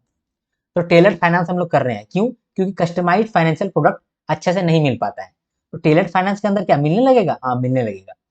हम लोग न्यू वर्किंग कैपिटल स्कीम लेकर के आ रहे हैं लिंक्ड टू एंटरप्राइज टर्नओवर, यानी एंटरप्राइज का जितना टर्नओवर बढ़ते रहेगा उसको लोन भी जो है उसका भी अमाउंट बढ़ते रहेगा, वर्किंग कैपिटल लोन भी उसको बढ़ते रहेगा। ठीक है, साथ में 5 करोड़ का क्रेडिट कार्ड फैसिलिटी भी उसको प्रोवाइड किया जाएगा। इसके बाद फास्टर फंड डिसबर्सल के लिए रिटेल बैंक में उसको सुविधा प्रोवाइड किया जाएगा कि रिटेल बैंक से वो फास्टली मतलब कि बहुत फास्ट में फंड निकाल सकता है, फंड को डिसबर्स कर सकता है। ठीक है, तो इस तरह से टेलर्ड फाइनेंस हो गया, कस्टमाइज्ड फाइनेंशियल प्रोडक्ट मिलने लगा। इसके बाद अगला चैलेंज क्या था? Low usage of advance technology and research and development. जो एमएसएमई सेक्टर है इसका बहुत बड़ा प्रॉब्लम तो यही है कि इसमें एडवांस टेक्नोलॉजी इस्तेमाल नहीं कर रहा है लोग, क्योंकि उतना पैसा नहीं है, साथ में रिसर्च डेवलपमेंट भी नहीं करता है। तो इसके लिए दो चीज आया है, टेक्नोलॉजी प्लस इंडस्ट्री 4.0। यहाँ पर क्या होगा, जो एमएसएमई का टेक सेंटर है इसको हम लोग सेक्टर फोकस्ड हब बनाएंगे, या मतलब हम लोग नहीं, इसको बनाएगा सरकार। इसके बाद रिसर्च के लिए, रिसर्च एंड डेवलपमेंट प्रमोशन के लिए सेल बनाया जाएगा, क्रिएट किया जाएगा research and development cell within ministry of MSME. साथ में सेल्फ रिलायंट इंडिया फंड भी बनाया जाएगा फॉर क्लस्टर बेस्ड इनोवेशन। ठीक है, तो दूसरा प्रॉब्लम जो था हमारा एडवांस टेक और रिसर्च एंड डेवलपमेंट यूज ना करने का, वो भी सॉल्व हो गया। सरकार ही हम लोग को ऐसा दे रहा है फैसिलिटी कि हम लोग रिसर्च डेवलपमेंट कर पाए।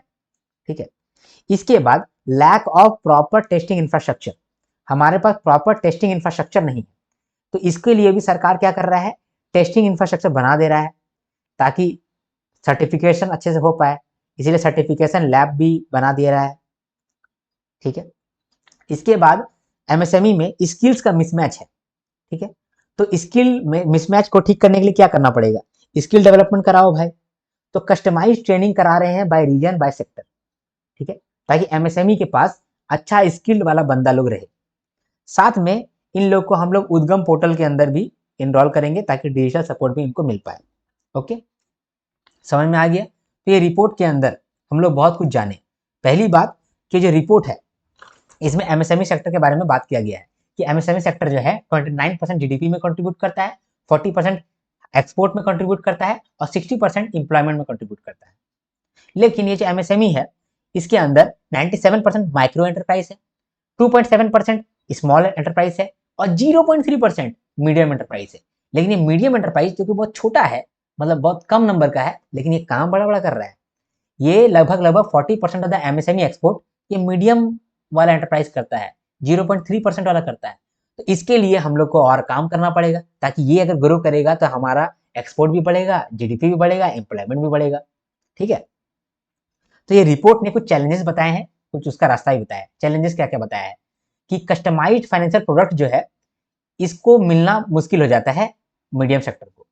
तो इसके लिए टेलर्ड फाइनेंस हम लेकर के आए, जिसमें वर्किंग कैपिटल लोन मिलेगा बेस्ड ऑन एंटरप्राइज का टर्नओवर। टर्नओवर बढ़ेगा तो वर्किंग कैपिटल लोन भी बढ़ेगा। 5 करोड़ का क्रेडिट कार्ड फैसिलिटी भी दिया जाएगा। फास्टर फंड डिसबर्सल भी इन लोग को मिलेगा।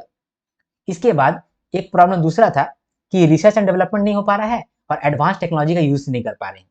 तो एडवांस टेक्नोलॉजी का यूज करने के लिए इंडस्ट्री 4.0 आया, जहां पर आप एमएसएमई टेक सेंटर को देखेंगे कि वो अपग्रेड होकर के सेक्टर फोकस्ड हब्स बन गए हैं। और रिसर्च एंड डेवलपमेंट के लिए सरकार ने रिसर्च एंड डेवलपमेंट सेल्स बनाया है with in ministry of MSME, ताकि रिसर्च एंड डेवलपमेंट हो सके। इसके बाद रिसर्च के लिए पैसा चाहिए, तो वो भी सरकार पैसा भी दे रहा है सेल्फ रिलायंट इंडिया फंड के अंदर। ठीक है, इसके बाद एमएसएमई के पास टेस्टिंग इंफ्रास्ट्रक्चर नहीं था, तो वो भी प्रोवाइड कर रहा है सरकार in the form of certification labs. ठीक है, उस पर स्किल मिसमैच हो रहा था तो स्किल डेवलपमेंट करा रहा है और डिजिटल सपोर्ट दे रहा है। ओके, अब यहाँ पर हम लोग रीड कर सकते हैं। ठीक है, तो रिपोर्ट जो है कॉम्प्रिहेंसिव रोड मैप दे रहा है for transforming medium enterprise into future growth engine. ठीक है, ऑफ इंडियन इकोनॉमी। इसके बाद क्या क्या की हाईलाइट्स था कि एमएसएमई सेक्टर जो है 29% इंडिया जीडीपी में कंट्रीब्यूट करता है, 40% एक्सपोर्ट में करता है और 60% इंप्लॉयबिलिटी लेकर के आता है। ठीक है, इसके बाद क्या क्या चैलेंजेस फेस किया है यहाँ पर ये बताया गया है कि कॉन्स्टेंट यानी कि restricted access to tailored financial products, limited adoption of advance technologies, inadequate research and development support, lack of sectoral testing infrastructure और mismatch between training program and enterprise needs। तो टेलर्ड फाइनेंशियल सर्विसेज लेकर के आ जाओ, technology integrate करो और industry 4.0 लेकर के आ जाओ, रिसर्च एंड डेवलपमेंट प्रमोशन के लिए मैकेनिज्म सेटअप करो, क्लस्टर बेस्ड टेस्टिंग इंफ्रास्ट्रक्चर बनाओ, कस्टम स्किल डेवलपमेंट कराओ और सेंट्रलाइज्ड डिजिटल पोर्टल बनाओ। ठीक है, आगे बढ़ते हैं। इसके बाद मिनिस्ट्री ऑफ कम्युनिकेशन ने 3 चीजों को लेकर के अपडेट दिया है। 3 चीजें क्या क्या है? पहला है इंडिया मोबाइल प्रोग्रेस, ठीक है, प्रोग्रेस नहीं, ये कांग्रेस होना चाहिए, सॉरी, इंडिया मोबाइल कांग्रेस होना चाहिए, तो प्रोग्रेस बोल दिया। प्रोग्रेस और Congress it's not the same thing. India mobile Congress, यहाँ पर क्या हो रहा है, यहाँ पर बहुत सारे कंपनीज, इंजीनियर्स और टेक्नोलॉजी का एक्सपर्ट आ रहे हैं और वहाँ पर बात कर रहे हैं कि इस तरह हम लोग इनोवेशन करेंगे ताकि हम लोग चीज़ों को ट्रांसफॉर्म कर पाएँ, मैन्युफैक्चरिंग को और इम्प्रूव कर पाएँ। तो ये चीज़ किया गया है इंडिया मोबाइल कांग्रेस के अंदर। इसका थीम क्या रखा गया पूछ सकता है, इनोवेट टू ट्रांसफॉर्म, ठीक है। इसके बाद Pandit Deendayal Upadhyay telecom excellence award दिया गया है 2024 का, ठीक है। किनको दिया गया है? ऐसे कंपनीज को, ऐसे लोगों को जिन्होंने टेलीकॉम में अच्छा काम किया है। तो किनको किनको मिला है? पराग नायक, को founder of Sankhya labs, Niral network, Lekha wireless, Chandra Ram Bhadra Murthy और सी डॉट। तो इन लोग को अवार्ड मिला है, Pandit Deendayal Upadhyay telecom excellence award, ठीक है। इसके बाद संचार मित्र। संचार मित्र क्या है? संचार मित्र में जो स्टूडेंट वॉलंटियर है, यानी जो बच्चे हैं, उन लोगों को बोला जा रहा है कि तुम लोग जगह जगह जा करके वहां पर जो लोग हैं, वहां पर जो बुजुर्ग हैं, उनको समझाओ और उनको सिखाओ और ये भी बताओ कि मोबाइल से क्या बेनिफिट है और क्या नुकसान है। मोबाइल के अंदर फ्रॉड किस तरह से हो सकता है वो भी समझाओ, मोबाइल का फायदा कैसे हो सकता है ये भी समझाओ। तो student volunteer who will go to schools, villages and public places, they will teach villagers, school teachers, public place peoples how to use mobile safety and warn about frauds। चलो ये भी आपका हो गया। तो मिनिस्ट्री ऑफ कम्युनिकेशन ने update दिया है कि इंडियन मोबाइल कांग्रेस हो गया, Pandit Deendayal Upadhyay telecom excellence award दे दिया गया है और संचार मित्र भी जारी कर दिया गया है। ओके, रीड करते हैं। मिनिस्ट्री ऑफ कम्युनिकेशन का integrated update, India mobile Congress 2025 new Delhi में आया। इसका थीम इनोग्रेट किया गया। थीम क्या है? Innovate to transform. ये जो कांग्रेस है will foster collaboration, showcase cutting edge advancement and address the challenges and opportunities of the rapid evolving digital landscape. Okay, Pandit Deendayal Upadhyay telecom excellence award 2024 awardees कौन कौन है? मिस्टर पराग नायक, को founder of Sankhya labs, Neeral networks private limited Bengaluru, Lekha wireless Bengaluru, professor Chandra Ram Bhadra Murthy IISc Bangalore और C dot, ठीक है। कि जो हंस रही है दुनिया मेरी नाकामियों पे, मैं तो काम कर रहा हूँ संचार मित्र पे। तो रिवैम्प संचार मित्र ये क्या है? ये स्कीम किस तरह से काम कर रहा है? स्टूडेंट वॉलंटियर्स को चुन रहा है जिसको ये लोग नाम दे रहा है संचार मित्र। ये लोग जो है पब्लिक अवेयरनेस फैलाएगा about mobile safety, telecom fraud prevention and government digital initiatives. They will conduct outreach in communities, school, public spaces to educate citizens on responsible and secure use of telecom services. चलो हम लोगों ने read भी कर लिया, आगे बढ़ते हैं। अब देखते हैं मॉडिफाइड इंटरेस्ट सबवेंशन स्कीम, ठीक है। तो ये जो है अभी कंटिन्यू कर दिया गया है, इसको कंटिन्यूएशन किया जा रहा है। मॉडिफाइड इंटरेस्ट सबवेंशन स्कीम ये एक सेंट्रल सेक्टर स्कीम है, ठीक है। यहाँ पर जो फार्मर्स हैं इन लोग को शॉर्ट टर्म क्रेडिट मिलता है। शॉर्ट टर्म क्रेडिट मिलता है लो इंटरेस्ट रेट में। कैसे? बैंक जो है उसको 7% में लोन देता है। सरकार बोलता है कि बैंक एक काम करो, 1.5% जो है हम तुमको लोन मतलब इंटरेस्ट दे देंगे, तुम फार्मर्स को कम दाम में इंटरेस्ट दो, यानी कि सिर्फ 5.5% में ही लोन दो, ठीक है। तो शॉर्ट टर्म क्रेडिट मिलता है फार्मर्स को लो इंटरेस्ट रेट में। बाकी जो इंटरेस्ट रेट है वो किसके द्वारा दिया जाता है? गवर्नमेंट के द्वारा दिया जाता है, एक तरह का सब्सिडी है, ठीक है। और अगर मान लो कि कोई बंदा जो है वो लोन रिपे कर दे रहा है टाइम टू टाइम, तो उनको 1.5% का नहीं, उनको तो 3% का डिस्काउंट मिलेगा। तो 7% में 3% घटा दो, उसको 4.5% में ही उसको लोन मिल जाएगा, ठीक है। इसको हम लोग बोलते हैं प्रॉम्प्ट रीपेमेंट इंसेंटिव, 3% का, ठीक है। एनिमल हस्बेंड्री, फिशरीज, इनका जो लोन है इनको तभी सब्सिडी मिलेगा अगर इनका लोन अप टू 2 लाख है, तभी इनको सब्सिडी मिलेगा। ओके, याद रखिएगा इसको। अब रीड करते हैं यहाँ पर। तो यूनियन कैबिनेट ने अप्रूव कर दिया है continuation of interest subvention component under modified interest subvention scheme, ठीक है। स्कीम जो है ये एम करता है for availability of short term credit to farmers and at an affordable interest rate. Farmers को शॉर्ट टर्म लोन मिल जाता है up to 3 lakh through Kisan credit card, ठीक है। Rate of interest 7% per annum का है। With 1.5% interest subvention. लेकिन अगर फार्मर जो है लोन को आराम से पे कर दे रहा है, टाइम टू टाइम पे कर दे रहा है, तो उसको इंसेंटिव मिलेगा up to 3% as prompt repayment incentive. इसकी वजह से उनका इफेक्टिव रेट ऑफ इंटरेस्ट 4% हो जाएगा। 7% माइनस 3% का इंसेंटिव, ठीक है, तो उनको मिल जाएगा 4%। ठीक, for loans taken exclusively for animal husbandry और fisheries the interest benefit is applicable up to 2 lakh. ठीक है, अभी तक जो हम लोगों ने बात किया वो क्या था, एग्रीकल्चर पे, लेकिन एग्रीकल्चर में एनिमल हस्बेंड्री का भी तो लोन आता है, एग्रीकल्चर के अंदर फिशरीज का भी तो लोन आता है। तो अगर एनिमल हस्बेंड्री या फिशरीज के लिए कोई लोन ले रहा है तो वहां पर जो है ये बेनिफिट तब मिलेगा अगर लोन का अमाउंट 2 लाख से कम है तो। ओके, आगे बढ़ते हैं। चलो देखते हैं अब अगला news, know your digi pin and know your pin code. तो मिनिस्ट्री ऑफ कम्युनिकेशन ने लॉन्च किया है 2 पोर्टल, एक का नाम है know your pin code portal और एक का नाम है know your digipin portal, digi pin और पिन कोड। तो ये जो know your pin code portal है ये क्या है और know your digi pin portal है ये क्या है, दोनों को समझते हैं। पर्पस क्या है दोनों का। ये जो पिन कोड पोर्टल है ना, ये कुछ नहीं, ये आपका जो ट्रेडिशनल पिन कोड है ना, ये बताने के लिए एक जरिया दिया है।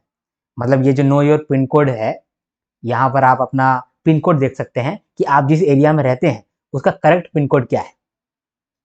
ठीक है, ये बताने के लिए ये नो योर पिन कोड आया है। कभी कभी ऐसा हो सकता है कि ये पोर्टल में आपका पिन कोड गलत आ रहा हो, तो आप वहां पर उसको ठीक भी कर सकते हैं, फीडबैक दे सकते हैं कि मेरा जो पोर्टल है, मेरा जो पिन कोड है ये गड़बड़ है। ठीक है, ये है know your pin code portal.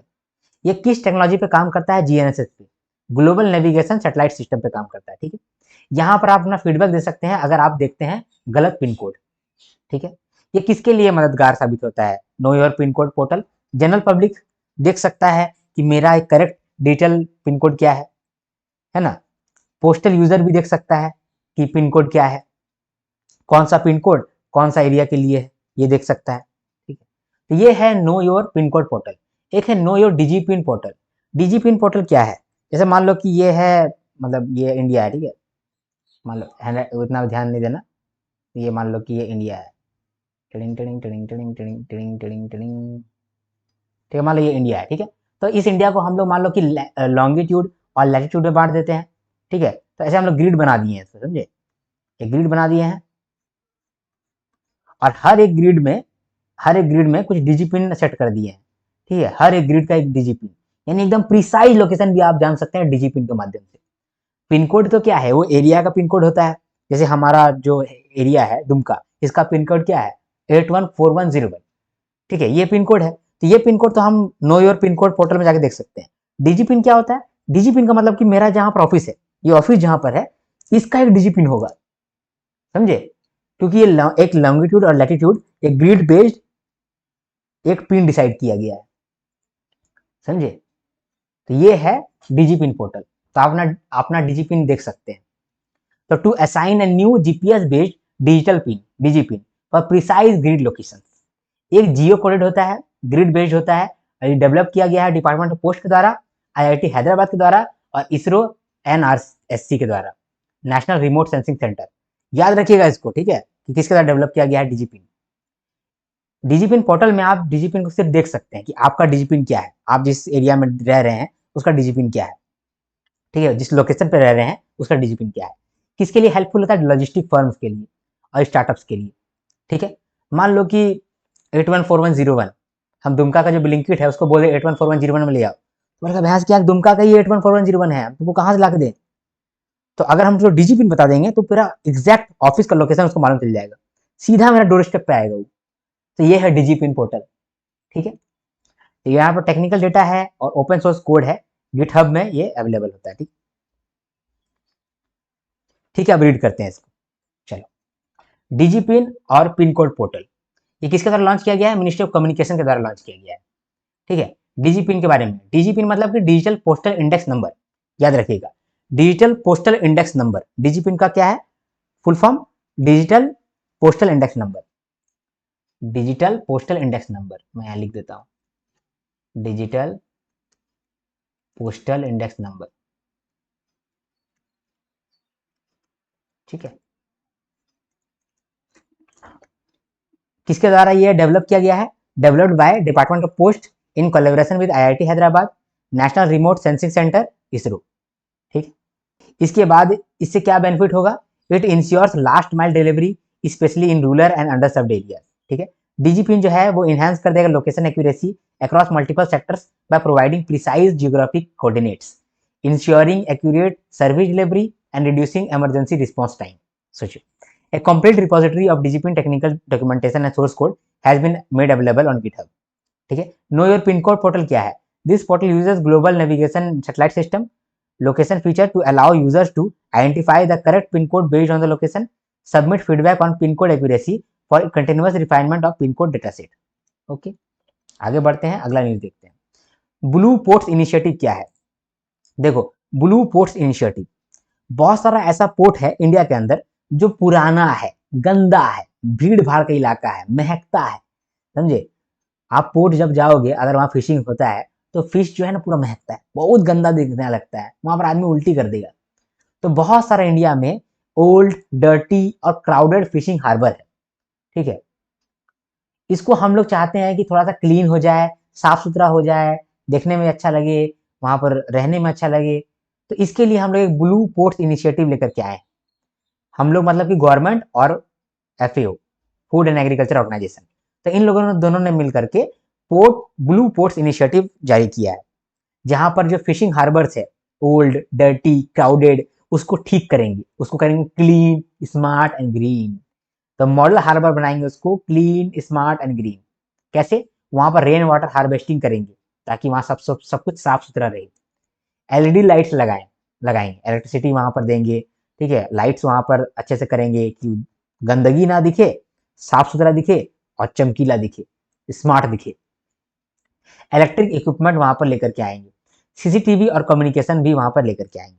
ठीक है, तो ministry of fisheries, animal husbandry और डेयरिंग ने इम्प्लीमेंट कर रहे हैं ब्लू पोर्ट्स इनिशिएटिव। इसका ऑब्जेक्टिव है to integrate sustainable, smart and green principles into design and management of fishing harbours.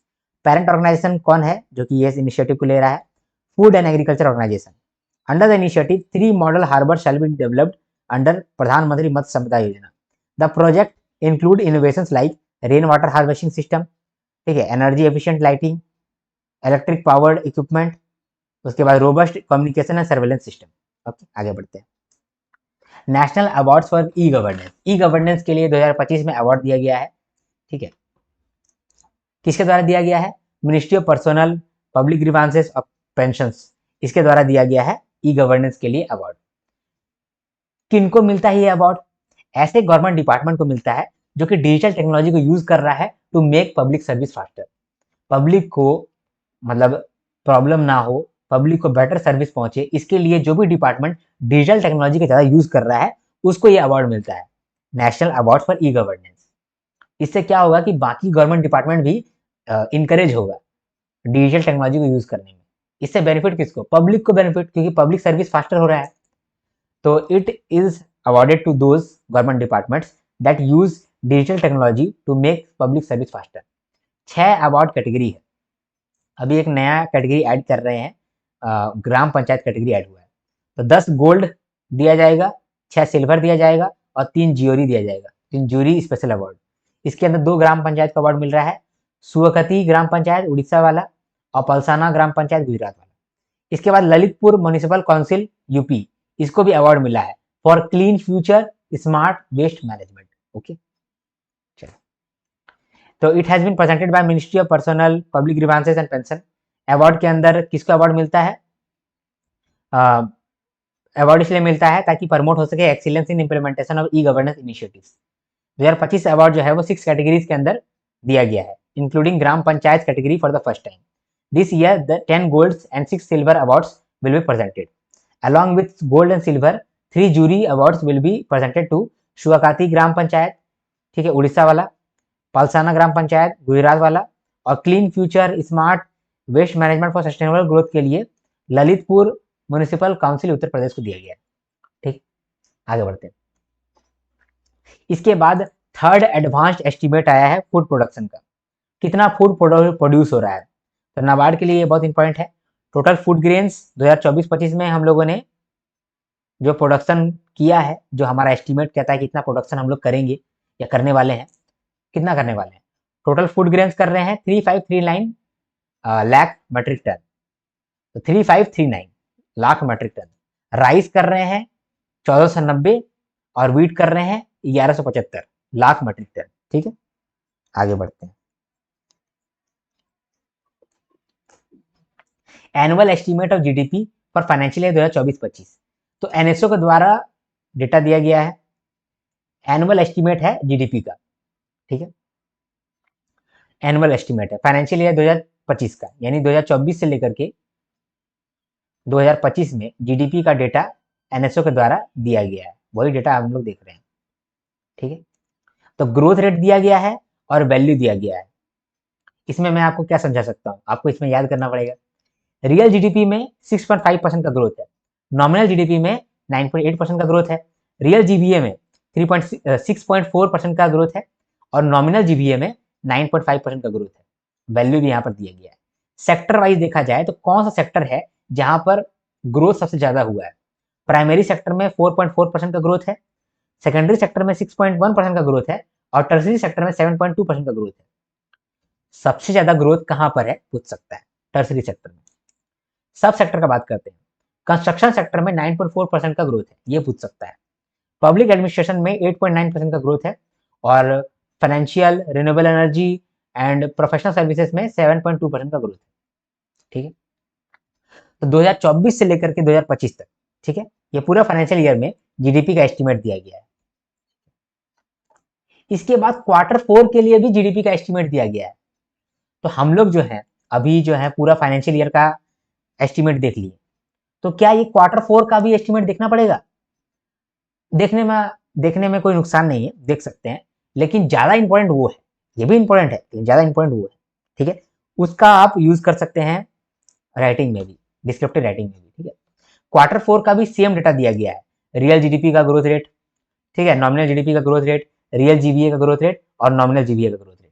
Sector wise growth देखेंगे तो प्राइमरी सेक्टर जो है 5% का ग्रोथ है, सेकेंडरी सेक्टर में 6.8% का ग्रोथ है, टर्सरी सेक्टर में 7.3% का ग्रोथ है। और सब सेक्टर का बात करें तो कंस्ट्रक्शन में 10.8% का ग्रोथ है, पब्लिक एडमिनिस्ट्रेशन में 8.7% का ग्रोथ है और फाइनेंशियल रिन्यूएबल एनर्जी के अंदर 7.8% का ग्रोथ है। तो देखा जाए तो एक सब सेक्टर में कंस्ट्रक्शन ग्रोथ कर रहा है, चाहे वो पूरा साल का ले लो या Q4 का ले लो। ठीक है, इसके बाद जो टर्सरी सेक्टर है वो ज्यादा ग्रो कर रहा है, सबसे ज्यादा। ठीक, उसके बाद real GDP, nominal GDP, real GBA, nominal GBA, आप एक बार देख लो। ठीक है, बहुत डिफरेंस नहीं है। आगे बढ़ते हैं, वीट स्टॉक लिमिट। वीट के लिए कुछ लिमिट सेट कर रहे हैं कि वीट को, गेहूं को ज्यादा से ज्यादा रखना नहीं है, समझे, होर्डिंग नहीं करना है, जमाखोरी नहीं करना है। मान लो वीट का कोई जमा कर देगा, आगे मार्केट में जाने ही नहीं देगा, तो क्या होगा, वीट का दाम बढ़ जाएगा। तो वीट का दाम ना बढ़े इसके लिए कुछ एक स्टॉक लिमिट सेट किए हैं कि स्टॉक का कुछ लिमिट होना चाहिए। वीट का स्टॉक एक लिमिट तक ही तुम रख सकता है, ज्यादा नहीं रख सकता है। तो वो क्या है? To prevent hoarding and artificial price rise, to maintain price stability, price कम भी ना हो जाए पूरा, प्राइस बढ़ भी ना जाए पूरा, प्राइस स्टेबल रहे, वीट अवेलेबल रहे हमेशा, इसके लिए लिमिट सेट किया गया है वीट स्टोरेज पे। ठीक है, क्या क्या कैटेगरी है? अगर कोई ट्रेडर है या फिर होलसेलर है तो 3000 मेट्रिक टन वीट वो रख सकता है। अगर कोई रिटेलर है तो वो 10 मेट्रिक टन रख सकता है पर रिटेल आउटलेट। ठीक है, रिटेलर है, उसका मान लो 4 गो रिटेल आउटलेट है, तो वहां पर उसका टोटल कितना लिमिट हो जाएगा, 40 मेट्रिक टन। अगर कोई बिग चेन रिटेलर है, कोई बड़ा बड़ा है, जैसे कि क्या बोल सकते हैं, बिग बाजार के जैसा बड़ा बड़ा बिग चेन रिटेलर है, डी मार्ट के जैसा, तो वो लोग कितना रख सकता है, number of outlet multiplied by 10 metric tonne. ठीक है, अगर कोई प्रोसेसर है तो वो कितना रख सकता है with 70% of monthly installed capacity, उसका जितना भी कैपेसिटी है उसका 70% multiplied by remaining months of financial year 2026। ठीक है, तो ये लिमिट है जितना लिमिट वीट स्टोर कर सकता है। ठीक है, आगे बढ़ते हैं। इसके बाद सेंट्रली स्पॉन्सर्ड स्कीम और सेंट्रली सेक्टर स्कीम को कंटिन्यू करना है नहीं करना है, इसके लिए अप्रूवल दिया गया है। ठीक है, यहां समझते हैं। यूनियन बजट 2016 का बात है, जहां पर गवर्नमेंट ने 2 रूल्स को इंट्रोड्यूस किया था, 2 बातों को कहा था कि देखो कोई भी स्कीम में एक सनसेट क्लॉज रहेगा, मतलब कि हर स्कीम का एक एंड डेट रहना चाहिए, एक डेट होना चाहिए जब वो स्कीम खत्म हो जाएगा, ताकि ये मालूम चल सके कि स्कीम काम किया भी कि नहीं। ठीक है, ऐसा नहीं कि स्कीम जो है चलता जा रहा है, चलते जा रहा है, चलते जा रहा है, चलते जा रहा है, और उसका मतलब जो ऑब्जेक्टिव है वही पूरा नहीं हो रहा है। इसीलिए गवर्नमेंट ने यूनियन बजट 2016 में कहा था कि सनसेट क्लॉज होना चाहिए हर एक स्कीम के अंदर, every scheme must have end date. इसके बाद अगर स्कीम को हम लोग एक्सटेंड कर रहे हैं तो इंडिपेंडेंट इवेल्युएशन होना चाहिए, इंडिपेंडेंट इवेल्युएशन होना चाहिए बिफोर स्कीम एक्सटेंडेड। ठीक है, ये जो इवेल्युएशन है वो करेगा कौन, देखेंगे। तो गवर्नमेंट जो है अभी स्टार्ट कर दिया रिव्यू ऑफ ऑल स्कीम, सारे स्कीम का रिव्यू करने लगा है। ठीक है, जो भी स्कीम मार्च 2026 में खत्म होने वाला है, सारा स्कीम का रिव्यू करने चालू कर दिया है कि स्कीम को अभी रोकना है या स्कीम को एक्सटेंड करना है। तो एक्सटेंड अगर करेंगे तो किसी को इवेल्युएशन करना पड़ेगा, तो कौन इवेल्युएशन करेगा? जो सेंट्रली स्पॉन्सर्ड स्कीम है, जिसमें सेंट्रल गवर्नमेंट और स्टेट गवर्नमेंट दोनों का पैसा लगता है, उसका जो स्कीम है, उस तरीके का जो स्कीम है, उसको इवेल्युएट करेगा डीएमईओ, नीति आयोग का। ठीक है, और जो सेंट्रल सेक्टर स्कीम है, 260 सेंट्रल सेक्टर स्कीम है, इसका इवेल्युएशन करेगा थर्ड पार्टी एजेंसी। ठीक है, तो अलग अलग मिनिस्ट्री जो है थर्ड पार्टी एजेंसी को पकड़ेगा जो कि इवेल्युएशन करेगा उस स्कीम को। ठीक है, इस स्कीम को कंटिन्यू रखना है या फिर नहीं रखना है। ठीक है, इवेल्युएशन के बाद या तो हम लोग स्कीम को कंटिन्यू कर देंगे, या स्कीम को मर्ज कर देंगे, या स्कीम को डिसकंटिन्यू कर देंगे। ऐसा हम लोग क्यों कर रहे हैं? क्योंकि अभी जो है फाइनेंस कमीशन जो है उसका साइकिल कंप्लीट होने वाला है, 2021 से लेकर 2026 तक इसका फाइनेंस कमीशन का साइकिल कंप्लीट होगा। इसीलिए उससे पहले पहले हम लोग ये देख लेते हैं कि कौन सा स्कीम को कंटिन्यू रखना है या नहीं रखना है। ठीक है, इसके बाद कुछ शॉर्ट न्यूज है, उसको भी देख लेते हैं। शॉर्ट न्यूज बहुत सारा है, उसको आपको रीड करना पड़ेगा, लेकिन जो न्यूज बहुत इंपॉर्टेंट है उसको मैंने रेड करके हाईलाइट किया गया है। ठीक है, जैसे कि restriction by directorate general of foreign trade on import of all kinds of readymade garments from any land of Bangladesh. Bangladesh से हम लोग कोई भी रेडीमेड गारमेंट्स को इंपोर्ट नहीं करेंगे, इसका रिस्ट्रिक्शन दे दिया गया है। किसके द्वारा? Directorate general of foreign trade के द्वारा।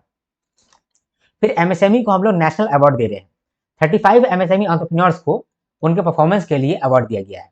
ये जो अवार्ड है इसके अंदर हम लोग उन लोग को ट्रॉफी दे रहे हैं और एक सर्टिफिकेट दे रहे हैं, साथ में कुछ कैश प्राइज भी दे रहे हैं। फर्स्ट प्राइज अगर जीतेगा तो 3 लाख, सेकंड प्राइज जीतेगा तो 2 लाख, और थर्ड प्राइज जीतेगा तो 1 लाख। ठीक है, तो जो एमएसएमई एंटरप्रेन्योर है उन लोगों को अवार्ड दे रहे हैं, ट्रॉफी दे रहे हैं, सर्टिफिकेट दे रहे हैं, साथ में कैश दे रहे हैं। पहला प्राइज 3 लाख, दूसरा प्राइज 2 लाख, तीसरा प्राइज 1 लाख। ठीक है, इसके बाद डीपीआईआईटी जो है 187 स्टार्टअप्स को इनकम टैक्स एग्जाम्पशन के तहत थोड़ा सा राहत दिया है। क्या टैक्स बेनिफिट है यहाँ पर, क्या एग्जाम्पशन है यहाँ पर?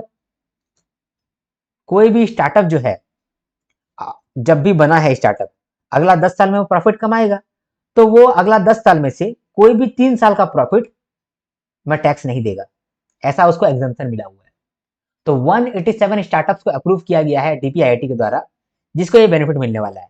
क्या बेनिफिट? कि वो अगला 10 साल में, जब से वो बना है तब से 10 साल, उस 10 साल में कोई भी 3 साल में वो अपना प्रॉफिट को देख करके ये कह सकता है कि इस प्रॉफिट में हम टैक्स नहीं देंगे। ठीक है, this tax benefit allows eligible startups a 100% tax reduction on profits for any 3 consecutive years within 10 year window from date of incorporation. तो एनी 3 कंसेक्यूटिव ईयर्स है, याद रखिएगा 3 कंसेक्यूटिव ईयर्स है, not random 3 years, consecutive 3 years. ठीक है, ये किस section के अंदर है? Section 80 IAC. ठीक है, ठीक है, इसके बाद 15th BRICS trade ministers meeting हुआ है, जहां पर गवर्नमेंट ऑफ इंडिया ने 30 फॉर 30 का एक प्रपोजल लाया है। 30 फॉर 30 क्या होता है? To introduce 30 incremental improvements to mark WTO 30 anniversary in 2025। तो WTO का 30th एनिवर्सरी होने वाला है। WTO आपका एग्जामिनेशन में पूछ सकता है, तो WTO का आप अच्छे से याद कर लेना। ठीक है, इसके बाद यूनिवर्सिटी ऑफ लिवरपूल जो है वो सेकंड यूके यूनिवर्सिटी बन गया है, जो कि अपना कैंपस इंडिया में स्टैब्लिश करने वाला है। तो नंबर 1 पे कौन है, यानी पहला यूके यूनिवर्सिटी कौन है जो कि कैंपस खोला था इंडिया में? वो है यूनिवर्सिटी ऑफ साउथहैम्पटन। ठीक है, ये जो यूनिवर्सिटी खुल रहा है, कैंपस खुल रहा है, कहाँ खुलेगा? बेंगलुरु में खुलेगा। फिर भारत फोरकास्ट सिस्टम, ये वर्ल्ड का पहला indigenously developed high resolution weather forecast system है। किसके द्वारा डेवलप किया गया है? Indian institute of tropical meteorology. ठीक है। इसके बाद गोवा जो है, गोवा जो है ये सेकंड स्टेट बन गया है इंडिया का after Mizoram to achieve full functional literacy and cross the nationally prescribed 95 benchmark for full literacy. यानी साक्षरता में गोवा सेकंड नंबर पे आ गया। पहला नंबर मिजोरम, सेकंड नंबर में गोवा। तो गोवा बोलेगा 100% लिटरेसी सर, अपन ऐसा बोलेगा। ठीक है, क्यों हिला डाला ना। दीव जो है वो फर्स्ट डिस्ट्रिक्ट बन रहा है इंडिया में to meet its entire power demand by solar energy. सारा का सारा पावर डिमांड वो सोलर एनर्जी से मीट करने वाला है। ऐसा कौन सा डिस्ट्रिक्ट है? दीव। ठीक है। फिर अर्गू वैक्स 1, ये एक वैक्सीन है to target parasitic infection in fish. किसके द्वारा आया है? Central institute of fresh water aquaculture. ठीक है, यहाँ पर हमारा डन हो गया। हम लोग समराइज करेंगे जितना भी अभी हम लोगों ने देखा है। ठीक है, फटाफट समराइज करेंगे, डोंट फॉरगेट ऑल। चलो आज जो भी हम लोगों ने देखा है समराइज करते हैं। सबसे पहले हम लोग देखें कि डीपीआईआईटी और जिप ये लोग दोनों मिलकर के एमओयू साइन किया। डीपीआईआईटी का मतलब department for promotion of industry and internal trade, और जिप का मतलब कि global energy alliance for people and planet. ये जो जिप है इसका हेडक्वार्टर न्यूयॉर्क में है। तो जिप और डीपीआईआईटी इन लोग दोनों ने मिलकर के एमओयू साइन किया है 2 सालों के लिए, ताकि जो early stage climate tech startups है उनको सपोर्ट कर पाए। ऐसे स्टार्टअप जो क्लाइमेट को लेकर के काम कर रहे हैं उनको सपोर्ट किया जाए। तो कैसे सपोर्ट करेंगे ये लोग? फंडिंग देंगे, मेंटरशिप प्रोवाइड कराएंगे और मार्केट का लिंकेज प्रोवाइड कराएंगे। ये जो जिप है न्यूयॉर्क में जो हेडक्वार्टर है, ये एक प्रोग्राम लॉन्च करेगा, इंटाइस प्रोग्राम, जिसका फुल फॉर्म है एनर्जी ट्रांजिशन इनोवेशन चैलेंज। इसके अंदर एक प्लेटफॉर्म ये लोग बना रहा है, जिस प्लेटफॉर्म में जो भी स्टार्टअप हाई इंपैक्ट सोल्यूशन लेकर के आएगा उसको अवार्ड देगा। कितना तक अवार्ड दे सकता है? $5 लाख तक अवार्ड दे सकता है, रिवॉर्ड दे सकता है। ये जो इंटाइस प्रोग्राम लॉन्च करेगा जिप, इसको स्टार्टअप इंडेक्स साथ कनेक्ट कर देगा डीपीआईआईटी, इसीलिए ये एमओयू साइन हुआ है। ठीक है, आगे बढ़ते हैं, दूसरा न्यूज को देखते हैं। दूसरा न्यूज है सागर माता संवाद। ये नेपाल के द्वारा रिलीज किया गया है, या फिर कहें स्टार्ट किया गया है, लॉन्च किया गया है। नेपाल में ही ये स्टार्ट हुआ, काठमांडू में स्टार्ट हुआ। सागर माता संवाद पहला एडिशन है। सागर माता का मतलब जो सागर है उसके ऊपर जाइएगा, ऊपर जाइएगा, उसके ऊपर जाइएगा, सबसे ऊपर में जाइएगा तो आएगा आपका माउंटेन, इसीलिए बोल रहा है सागर माथा। सागर माथा संवाद यानी कि सागर माथा में जाकर के बात कर रहे हैं, माउंटेन को लेकर के बातचीत हो रहा है। कौन कर रहा है? नेपाल कर रहा है, काठमांडू में किया है पहला एडिशन। ठीक है, तो ये ग्लोबल डायलॉग फोरम बन गया to discuss global and regional issues. इस बार का थीम रखा गया है climate change, mountains and future of humanity. India ने ग्लोबल एक्शन के लिए 5 पॉइंट को यहाँ पर रखा है और कहा है कि ग्लोबल एक्शन इस पे होना चाहिए। ये 5 पॉइंट कौन कौन सा है? देखो, अगर माउंटेन के बारे में बात हो रहा है तो माउंटेन का पर्सपेक्टिव को रिकॉग्नाइज करना पड़ेगा। तो पहला बात है माउंटेन का पर्सपेक्टिव को रिकॉग्नाइज करो। दूसरा, माउंटेन का लोगों को तो इग्नोर नहीं कर सकते हैं, माउंटेन को लेकर बात कर रहे हैं तो माउंटेन का पीपल को एम्पावर करो। इसके बाद क्लाइमेट को रेजिलियंट बनाओ, क्लाइमेट रेजिलियंस बिल्ड करो। फिर ग्रीन फाइनेंसिंग को प्रोवाइड कराओ और साइंटिफिक कोऑपरेशन कराओ। ठीक है, इसके बाद फिर हम लोग देखें कि ministry of consumer affairs, food and public distribution ने 3 पोर्टल जारी किया है। एक है डिपो दर्शन, एक अन्न मित्रा और अन्न सहायता। डिपो दर्शन मतलब कि डिपो ऐसा जगह होता है जहां पर सरकार जो है अनाज रखता है एज ए वेयर हाउस, तो वेयर हाउस को हम लोग बोलते हैं डिपो। तो डिपो दर्शन का मतलब कि डिपो पे दर्शन रखो, डिपो पे नजर रखो। तो जो भी डिपो होगा वहां पर सीसीटीवी सर्वेलेंस होगा, जहां पर सिक्योरिटी देखा जाएगा, जो वहां का इन्वेंट्री है वो चोरी तो नहीं हो रहा है ये देखा रहेगा। फिर मान लो कि कोई इन्वेंट्री है या फिर कहो कि कोई अनाज है, तो अनाज खराब हो सकता है और खराब होता भी है। सरकारी डेपो में अनाज खराब हो जाता है। ये जानते हैं कैसे खराब होता है? क्योंकि बारिश हो गया, कभी ह्यूमिडिटी बढ़ जाता है, कभी टेम्परेचर हो जाता है, कभी गर्मी बढ़ जाता है, कभी बारिश हो जाता है। तो इसको देखने के लिए आईओटी सेंसर वहां पर लगाया गया है हर डिपो में। आईओटी सेंसर क्या करेगा? ट्रैक करेगा टेम्परेचर को, ह्यूमिडिटी को। इससे क्या होगा कि डिपो में जो इन्वेंट्री है, अनाज है, वो बर्बाद नहीं होगा। साथ में अनाज का चोरी भी नहीं होगा, सिक्योरिटी भी रहेगा। अथॉरिटीज जो है वो सेंट्रल मॉनिटरिंग भी कर पाएगा क्योंकि सीसीटीवी सर्वेलेंस है। इसके बाद जो डिपो ऑफिशियल है जो कि डिपो के अंदर काम कर रहा है, वो अपना असेसमेंट कर पाएगा क्योंकि वो फोटो देख रहा है कि वो क्या काम कर रहा है, नहीं कर रहा है, वो खुद का भी असेसमेंट कर पाएगा। तो ये है डिपो दर्शन पोर्टल। दूसरा पोर्टल है अन्न मित्रा। अन्न मित्रा एक एप्लीकेशन है, मोबाइल एप्लीकेशन है, जिसके अंदर लोकेशन रहता है। तो फूड इंस्पेक्टर का लोकेशन वहां पर रहता है। फूड इंस्पेक्टर जा रहा है कि नहीं जा रहा है इंस्पेक्ट करने के लिए, वो मालूम चल जाता है। तो अगर वो स्टॉक वेरीफाई करने के लिए नहीं जा रहा है, फूड का इंस्पेक्शन करने के लिए नहीं जा रहा है, तो वो अन्न मित्रा ऐप के अंदर रिकॉर्ड हो जाएगा। ठीक है, इसके बाद जो FPS है, यानी कि जो दुकानें हैं उनको अपडेट मिलता रहेगा, स्टॉक रिसिप्ट मिलता रहेगा, मंथली वो कितना सेल्स कर रहे हैं वो भी मिलता रहेगा अन्न मित्रा ऐप के थ्रू। इसके बाद अन्न सहायता, किसी को भी कोई प्रॉब्लम है तो वो अपना कंप्लेंट दे सकता है, कंप्लेन कर सकता है और कंप्लेन का ट्रैकिंग भी कर सकता है। अभी कितना लैंग्वेज पे ये अन्न सहायता है, हिंदी, इंग्लिश, बांग्ला, गुजराती और तेलुगु। ठीक है, आगे बढ़ते हैं।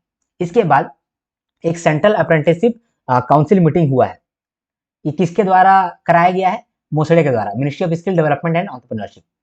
हम लोग जानते हैं कि गवर्नमेंट जो है अप्रेंटिसशिप के लिए दो स्कीम चला रहा है। एक है naps, national apprenticeship promotion scheme, private sector के लिए, और PSU के लिए national Apprenticeship training scheme, nets. तो नैप्स और नेट्स ये सब अप्रेंटिसशिप स्कीम है जिसके अंदर जो स्टूडेंट्स है वो ट्रेनिंग भी ले सकते हैं और कुछ स्टाइपेंड भी उनको मिलेगा। तो ये जो अप्रेंटिसशिप काउंसिल मीटिंग हुआ है, यहाँ पर बात कहा गया है कि स्टाइपेंड जो है हम लोग 36% से इंक्रीज करना चाहते हैं।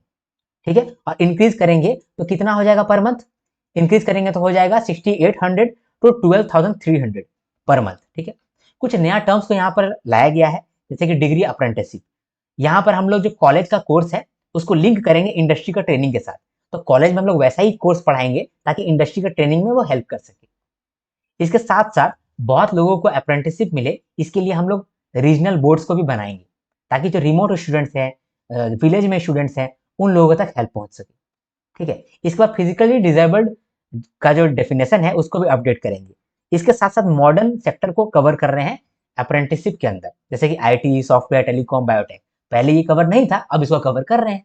चलिए अगला न्यूज देखते हैं। अगला न्यूज हम लोग देखें कि ब्रिक्स एनर्जी मिनिस्टर्स मीटिंग हुआ 2024 में। ये कहां पर हुआ? ये ब्राजीलिया में हुआ। ब्राजील ही है जो ब्रिक्स का अभी करंट चेयरमैन है। ठीक है, मिनिस्टर ने यहाँ पर बात किया है कि सारे देश मिलकर के UNSDG 7 पे काम करेंगे। UNSDG 7 किसके बारे में बात करता है? Renewable energy. तो access to electricity, clean cooking और एनर्जी पॉवर्टी को कम करना हमारा SDG 7 के अंदर आता है, तो इसको अचीवमेंट करेगा, ये बात कहा गया है। साथ में BRICS energy research corporation platforms को भी सपोर्ट करेगा, इसके बारे में बात कहा गया। इसके बाद updated BRICS roadmap energy corporation, मतलब एक रोडमैप सेट किया गया है ब्रिक्स के लिए कि आगे हम लोग अगला 5 साल में क्या करेंगे, इसके लिए भी बात किया गया इस मीटिंग के अंदर। ठीक है, इंडिया ने कुछ बातें को हाईलाइट किया गया। क्या हाईलाइट किया? कुछ बातों को क्या हाईलाइट किया? इंडिया ने हाईलाइट किया कि इंडिया ने 2025 तक 475 गीगावाट को पावर कैपेसिटी अभी तक बना लिया है इंडिया ने। तो इंडिया ने पावर कैपेसिटी 475 गीगावाट कर लिया है 2025 तक। एम कर रहे हैं 900 गीगावाट का बाय 2030। इंडिया जो है अभी फिलहाल third largest solar and wind power production कर रहा है। इंडिया ने अचीव कर लिया 20% इथेनॉल ब्लेंडिंग। ठीक है, और टारगेट कर रहा है 100 gigawatt nuclear power capacity by 2047। ठीक है, इसके बाद अगला है कायाकल्प स्कीम। ये जो कायाकल्प स्कीम है ये 2015 में चालू हुआ था। किसके द्वारा जारी किया गया था? Ministry of health and family welfare के द्वारा जारी किया गया था। कायाकल्प का मतलब ही होता है कायाकल्प, काया का मतलब होता है शरीर, बॉडी, और कल्प का मतलब होता है ट्रांसफॉर्मेशन। बॉडी का ट्रांसफॉर्मेशन कर दे रहे हैं। किसका बॉडी का? पब्लिक हेल्थ बॉडीज का, पब्लिक हेल्थ फैसिलिटीज का हम लोग कायाकल्प कर दे रहे हैं। पब्लिक हेल्थ फैसिलिटी में ना, जैसे कि हॉस्पिटल्स हो गया, उसके बाद फिर डिस्ट्रिक्ट हॉस्पिटल हो गया, वो सब हॉस्पिटल थोड़ा गंदा रहता है। सदर अस्पताल देखे होंगे, वहाँ गंदा होता है, क्लीनलीनेस नहीं रहता है, इन्फेक्शन कंट्रोल वहां ज्यादा होता है। तो उनको हम लोग ठीक करने के लिए, साफ सुथरा करने के लिए ये स्कीम लेकर के आए थे। और कैसे कर रहे हैं साफ? जो साफ सुथरा रहता है ना, उसको हम लोग इंसेंटिव दे देते हैं। तो इससे क्या होता है कि बाकी जो पब्लिक हेल्थ फैसिलिटी है वो भी देखा देखी करके क्लीनलीनेस को फॉलो करता है, हाइजीन को अपनाता है, इन्फेक्शन कंट्रोल करता है। ठीक है, तो ये जो कायाकल्प स्कीम है इसके अंदर हम लोग इंसेंटिवाइज कर देते हैं फैसिलिटीज को that show best performance in cleanliness, hygiene, infection control etcetera. ठीक है, 4 कैटेगरी है, क्राइटेरिया नहीं, 4 कैटेगरी है जहां पर हम लोग इंसेंटिव दे रहे हैं। 4 कैटेगरी क्या है? पहला है डिस्ट्रिक्ट हॉस्पिटल, डिस्ट्रिक्ट हॉस्पिटल। ठीक है, दूसरा है डिस्ट्रिक्ट सब डिस्ट्रिक्ट हॉस्पिटल। ठीक है, सब डिस्ट्रिक्ट हॉस्पिटल। तीसरा है पब्लिक हेल्थ केयर सेंटर, नहीं sorry, primary health care centre, primary health care centre. ठीक है, और आखिरी में है आयुष्मान आरोग्य मंदिर। ठीक है, तो ये 4 कैटेगरी है जहां पर इंसेंटिव दिया जा रहा है। ये 4 कैटेगरी में कुछ तो क्राइटेरिया होगा, तो क्या क्या क्राइटेरिया है? तो 3 क्राइटेरिया है।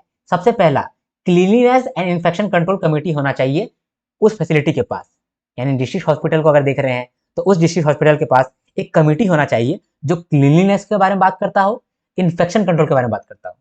ठीक है, दूसरा मैकेनिज्म होना चाहिए असेसमेंट का। कमेटी तो है, ठीक है, एक बार एसेस भी करना चाहिए कितना साफ है नहीं है, इसका मैकेनिज्म होना चाहिए इंटरनल या फिर पीयर बेस्ड। इंटरनल मतलब कि अपना ही कोई ऑफिसर को रख दिए हैं जो कि एसेस कर रहा है कि गंदगी है कि नहीं, इन्फेक्शन कंट्रोल हो रहा है कि नहीं हो रहा है, या फिर पीयर बेस्ड किसी एक्सटर्नल आदमी को बुला करके चेक करवा रहे हैं। ठीक है, इसके बाद मिनिमम 70% स्कोर होना चाहिए आपका असेसमेंट के अंदर। जो पीयर बेस्ड असेसमेंट होता है, यानी जो एक्सटर्नल असेसमेंट करता है, उसमें आपका मिनिमम 70% स्कोर होना चाहिए, तब तो जाकर के आप एलिजिबल होंगे अवार्ड के लिए। ठीक है, डिस्ट्रिक्ट हॉस्पिटल का रेंज में अवार्ड कैसे है और आयुष्मान आरोग्य मंदिर में अवार्ड कैसा है वो देख लेते हैं। तो जिस एरिया में 10 से लेकर के 25 डिस्ट्रिक्ट हॉस्पिटल है उसको हम लोग कैटेगरी ए मानते हैं, और वहां पर हम लोग एक ही अवार्ड देते हैं, 50 लाख का देते हैं, जो विनर हो गया उसको 50 लाख। फिर कैटेगरी बी, अगर ऐसा जगह है, ऐसा एरिया है जहां पर डिस्ट्रिक्ट हॉस्पिटल 26 से लेकर 50 के रेंज में है, ठीक है, नंबर ऑफ डिस्ट्रिक्ट हॉस्पिटल 26 से लेकर 50 के रेंज में है, तो वहां पर विनर को 50 लाख देंगे और रनर अप को 20 लाख देंगे। ठीक है, और अगर 50 से ज्यादा डिस्ट्रिक्ट हॉस्पिटल है किसी एरिया में, ठीक है, किसी स्टेट में, तो उस केस में हम लोग विनर को 50 लाख देंगे, रनर अप को 20 लाख देंगे और सेकंड रनर अप को 10 लाख देंगे। ठीक है, इसके बाद आरोग्य मंदिर, आयुष्मान आरोग्य मंदिर के अंदर भी सेम चीज है, कैटेगरी ए है, बी है, सी है। वहां पर नंबर ऑफ आयुष्मान आरोग्य मंदिर है 10 से 25, 26 से 50 और 50 से ऊपर, उसका प्राइस भी है। कैटेगरी ए में फर्स्ट विनर को प्राइस मिलता है 1 लाख और एक ही विनर को मिलता है। कैटेगरी बी में विनर को मिलता है 1 लाख, रनर अप को मिलता है 50,000, और कैटेगरी सी में विनर को मिलता है 1 लाख, रनर अप को मिलता है 50,000 और सेकंड रनर अप को मिलता है 35,000। ठीक है, आगे बढ़ते हैं। इसके बाद हम लोग देखें कि एक फाइनेंशियल फ्रॉड रिस्क इंडिकेटर होता है। ये क्या है? ये एक टूल है जो कि नंबर्स को कैटेगराइज करता है based on the risk of financial fraud. ठीक है, ये जो है फाइनेंशियल रिस्क इंडिकेटर एक एनालिटिकल टूल है बाय डिपार्टमेंट ऑफ टेलीकॉम। ये क्या करता है? ये डिटेक्ट करता है whether mobile number is link to fraud, एक फोन नंबर फ्रॉड से लिंक्ड है या नहीं है, इसको चेक करता है, डिटेक्ट करता है, और क्लासिफाई करता है मोबाइल नंबर्स को 3 कैटेगरी में, मीडियम रिस्क, हाई रिस्क और वेरी हाई रिस्क। ठीक है, ये कैसे कर लेता है ये काम? क्योंकि इसके पास डेटा है from national cyber crime reporting portal, department of telecoms चक्षु पोर्टल और इनपुट्स फ्रॉम बैंक्स और फिनटेक्स। तो यहाँ से ये जांच लेता है और क्लासिफाई करता है मोबाइल नंबर को मीडियम रिस्क में, हाई रिस्क में और वेरी हाई रिस्क में। ठीक है, अभी जो है वो फोन पे प्रोटेक्ट जो है इसी टूल को इस्तेमाल करता है, जिससे फोन पे प्रोटेक्ट ये जान लेता है कि कौन सा नंबर फ्रॉड करता है जनरली, तो उससे बच के रहना पड़ेगा। जब भी मान लो कि कोई फ्रॉड वाला नंबर आपसे फ्रॉड करने की कोशिश करेगा तो फोन पे प्रोटेक्ट जांच लेगा ये जो नंबर है पहले भी फ्रॉड से कनेक्टेड था, तो आपको वार्निंग देगा। ठीक है, अलर्ट देगा। ठीक, ये हो गया। इसके बाद थर्ड यूएन ओशियन कॉन्फ्रेंस 2025 हुआ, मतलब होने वाला है। इसको होस्ट कौन कर रहा है? फ्रांस कर रहा है और कोस्टा राइस कर रहा है। इसका थीम क्या रखा गया है? Accelerated action and mobilising all actors to conserve and sustainably use of ocean in line with SDG 14। SDG 14 का मतलब होता है लाइफ बिलो वाटर, यानी वाटर में जो जीव जंतु है उनको भी रहने का हक है। ठीक है, तो यहाँ पर कह रहा है कि थर्ड यूएन ओशियन कॉन्फ्रेंस होने वाला है, फ्रांस और कोस्टा राइस मिलकर उसको होस्ट करेंगे। थीम रखा गया है कि ओशियन को सस्टेनेबली यूज करो, और ओशियन में जो लोग रहते हैं, मतलब ओशियन के अंदर में जो जीव जंतु रहते हैं उनका भी ध्यान रखो। इंडिया का क्या रोल है? अभी इस कॉन्फ्रेंस के होने से पहले इंडिया जो है, यानी इंडिया में जो मिनिस्ट्री ऑफ अर्थ साइंस जो है और एम्बेसीज ऑफ फ्रांस और कोस्टा राइस जो है, इन लोग दोनों ने मिल करके एक सेकंड ब्लू टॉक्स रखा है। सेकंड ब्लू टॉक्स के अंदर इन लोग बात करेंगे कि हम लोग जो कॉन्फ्रेंस होने वाला है यूएन ओशियन कॉन्फ्रेंस में, वहां पर क्या क्या आइडियाज लेके आ सकते हैं, क्या क्या पर्सपेक्टिव लेकर के आ सकते हैं। ठीक है, इसके बाद फिर अगला है 16th एशियाटिक लायन सेंसस। तो गुजरात गवर्नमेंट ने, गुजरात फॉरेस्ट डिपार्टमेंट ने ये सेंसस जारी किया है, 16th एशियाटिक लायन सेंसस 2025। ये हर 5 साल में कंडक्ट कराती है Gujarat forest department. 35,000 square kilometre को यहाँ पर कवर किया गया है और वहां पर लायंस को गिना गया है। टोटल पॉपुलेशन पाया गया है 891 लायंस, जो कि 2020 से नंबर बढ़ा है। District with highest count Amreli. Mitiyala wildlife sanctuary में 32 लायन पाया गया है, सबसे ज्यादा। ये आपसे पूछ सकता है कि मित्यालिया वाइल्ड लाइफ सेंचुरी जो है ये किस स्टेट में है, तो आपको बोलना पड़ेगा गुजरात में। एडल्ट फीमेल्स पाई गई है 330, ठीक है। इसके बाद एशियन प्रोडक्टिविटी ऑर्गेनाइजेशन, ये जो ऑर्गेनाइजेशन है ये प्रोडक्टिविटी पे काम करता है, प्रोडक्टिविटी बढ़ाता है अपने मेंबर स्टेट्स का। कैसे प्रोडक्टिविटी बढ़ाएगा? एग्रीकल्चर सर्विसेज, एग्रीकल्चर में और इंडस्ट्री सर्विसेज में प्रोडक्टिविटी को बढ़ाने के लिए ये प्रमोट करेगा कैपेसिटी बिल्डिंग को, ये प्रमोट करेगा टेक एडॉप्शन को, ये प्रमोट करेगा ग्रीन प्रोडक्टिविटी को, ठीक है। तो अभी जो है इंडिया जो है चेयरमैन बन रहा है एशियन प्रोडक्टिविटी ऑर्गेनाइजेशन का। इसीलिए ये आपसे पूछा जा सकता है कि ये फंक्शन क्या करता है, इसका एस्टेब्लिशमेंट कब हुआ है, इसका हेडक्वार्टर क्या है। तो इसका हेडक्वार्टर है टोक्यो, ये 1961 में एस्टेब्लिश हुआ था। इसका करंटली 21 मेंबर है और ये प्रोडक्टिविटी को बूस्ट करता है। एग्रीकल्चर सेक्टर, इंडस्ट्रियल सेक्टर, यहाँ पर प्रोडक्टिविटी को बूस्ट करता है। कैसे बूस्ट करेगा? कैपेसिटी बिल्डिंग को बढ़ाएगा और टेक एडॉप्शन को बढ़ाएगा, ठीक है। इसके बाद एफडीआई का कुछ डेटा दिया गया है। कहा है कि फाइनेंशियल ईयर 2025 में 81.04 बिलियन एफडीआई इंडिया के अंदर आया है, 14% ग्रोथ हुआ है from last year. Top sectors कौन कौन से हैं? सर्विसेज 19%, ठीक है। इसके बाद फिर computer software and hardware 16%, trading 8%, manufacturing जो है वो 18% का ग्रोथ है, ठीक है। मैन्युफैक्चरिंग के अंदर 18% का ग्रोथ है। तो मैन्युफैक्चरिंग सेकंड नंबर पे क्यों नहीं आया? फर्स्ट नंबर में सर्विस आया, सेकंड नंबर में कंप्यूटर सॉफ्टवेयर एंड हार्डवेयर आया। क्यों? मैन्युफैक्चरिंग आना चाहिए। यहाँ पर हम लोग मैन्युफैक्चरिंग को तोड़ तोड़ करके यहाँ पर बात की है, इसीलिए नंबर 1 पे है सर्विसेज, नंबर 2 पे है कंप्यूटर सॉफ्टवेयर एंड हार्डवेयर और नंबर 3 पे है ट्रेडिंग, ठीक है। Top source of FDI, FDI सबसे ज्यादा आया कहाँ से है? सिंगापुर से, मॉरिशियस से और यूएस से। सबसे ज्यादा आया कहाँ पर है? इंडिया में एफडीआई कर रहा है, ठीक है। यानी कि बाहर का जो भी कंपनी है या लोग है वो इंडिया में आकर के फैक्ट्री सेटअप कर रहा है या असेंबली लाइन सेटअप कर रहा है, तो वो कहाँ पर करेगा? और मोस्टली सर्विसेज का कर रहा है और कंप्यूटर सॉफ्टवेयर हार्डवेयर कर रहा है। तो ये सब अगर एफडीआई करेगा तो कहाँ पर करेगा? मुंबई में करेगा और बेंगलोर में करेगा और दिल्ली में करेगा, जहां पर आईटी का सॉफ्टवेयर का एक ये है बेस है, वहीं पर करेगा ना। इसीलिए महाराष्ट्र टॉप डेस्टिनेशन बन गया, कर्नाटका टॉप डेस्टिनेशन बन गया और दिल्ली टॉप डेस्टिनेशन बन गया। इसके साथ साथ ये कहा गया है कि लास्ट 11 ईयर्स में इंडिया का जो एफडीआई है 748 बिलियन डॉलर्स है, जो आया है 78 बिलियन डॉलर्स आया है, ठीक है। ग्रोथ हुआ है 143% का, ठीक है। नंबर ऑफ सोर्सेज जो है जहां से एफडीआई आ रहा है, फाइनेंशियल ईयर 14 में 89 था और फाइनेंशियल 25 में 112 है, ठीक है। अब देखते हैं north east apprenticeship pilot scheme. ये स्कीम किसके द्वारा जारी किया गया? मोसड़े के द्वारा और मिजोरम के द्वारा। तो मोसड़े और मिजोरम इन लोग दोनों ने मिलकर के ये पायलट स्कीम को जारी किया है, north east apprenticeship pilot scheme. ये जो है 26,000 यूथ को। अब अगला है north east apprenticeship pilot scheme.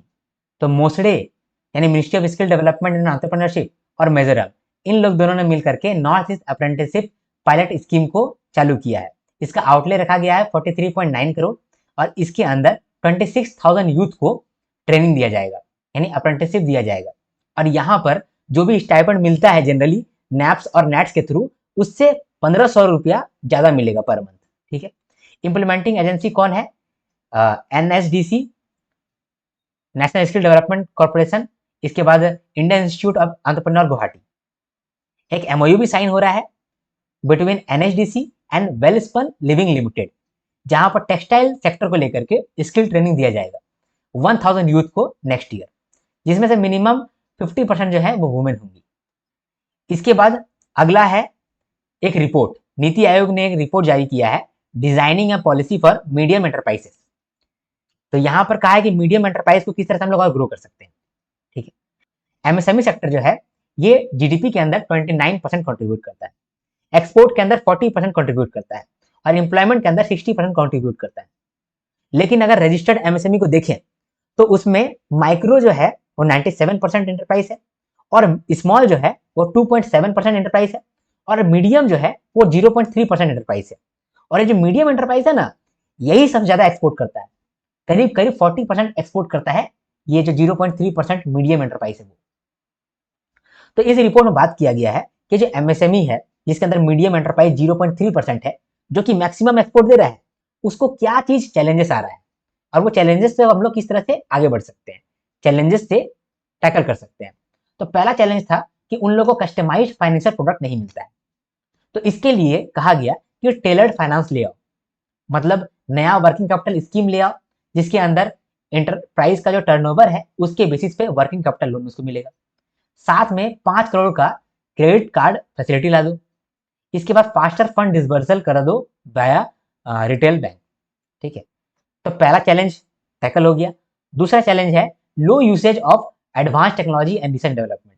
जो मीडियम एंटरप्राइज है वो एडवांस टेक्नोलॉजी का इस्तेमाल नहीं कर पा रहा है, रिसर्च एंड डेवलपमेंट में पीछे है। तो इसके लिए क्या उपाय निकाला गया, टेक इंडस्ट्री 4.0।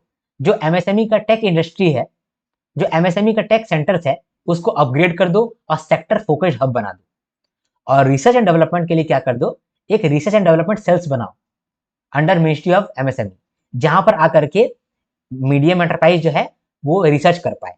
साथ में उन लोगों का पैसा का कमी आएगा तो रिसर्च के लिए पैसा भी दो through self reliant India fund. ठीक है, इसके बाद टेस्टिंग इंफ्रास्ट्रक्चर प्रॉपर नहीं है तो टेस्टिंग इंफ्रास्ट्रक्चर दे दो, सर्टिफिकेशन लैब सेटअप करा दो। स्किल्स मिसमैच हो रहा है तो स्किल डेवलपमेंट करा दो, वो भी कस्टमाइज ट्रेनिंग दो बाय रीजन और सेक्टर, जिससे कि स्किल आ जाएगा। साथ में डिजिटल सपोर्ट भी दो। ओके, आगे बढ़ते हैं, आगे बढ़ते हैं। इसके बाद हम लोग देखें कि मिनिस्ट्री ऑफ कम्युनिकेशन जो है इनका अपडेट आया है।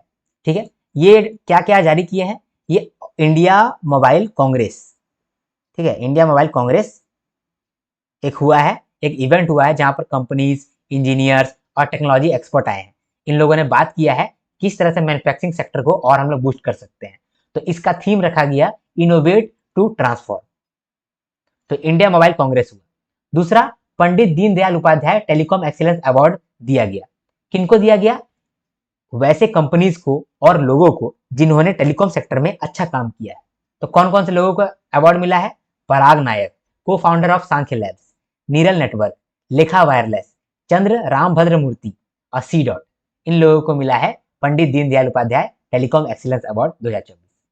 साथ में संचार मित्र नाम का एक प्रोग्राम आया बाय मिनिस्ट्री ऑफ कम्युनिकेशन, जिसमें कहा गया कि जो स्टूडेंट्स है उनको वॉलंटियर बनाया जाएगा, जो कि जगह जगह में जाकर के, विलेजेस में जाकर के, स्कूल्स में जाकर के, पब्लिक प्लेसेस में जाकर के लोगों को ये सिखाएंगे कि मोबाइल सेफ्टी क्या है और मोबाइल के थ्रू क्या क्या फ्रॉड हो सकता है, किस तरह से आपको मोबाइल को यूज करना है, क्या फायदा है क्या नुकसान है, ये बताएंगे। संचार मित्र मतलब संचार करने के लिए एक मित्र को डिसाइड किया गया है, वो स्टूडेंट वॉलंटियर है।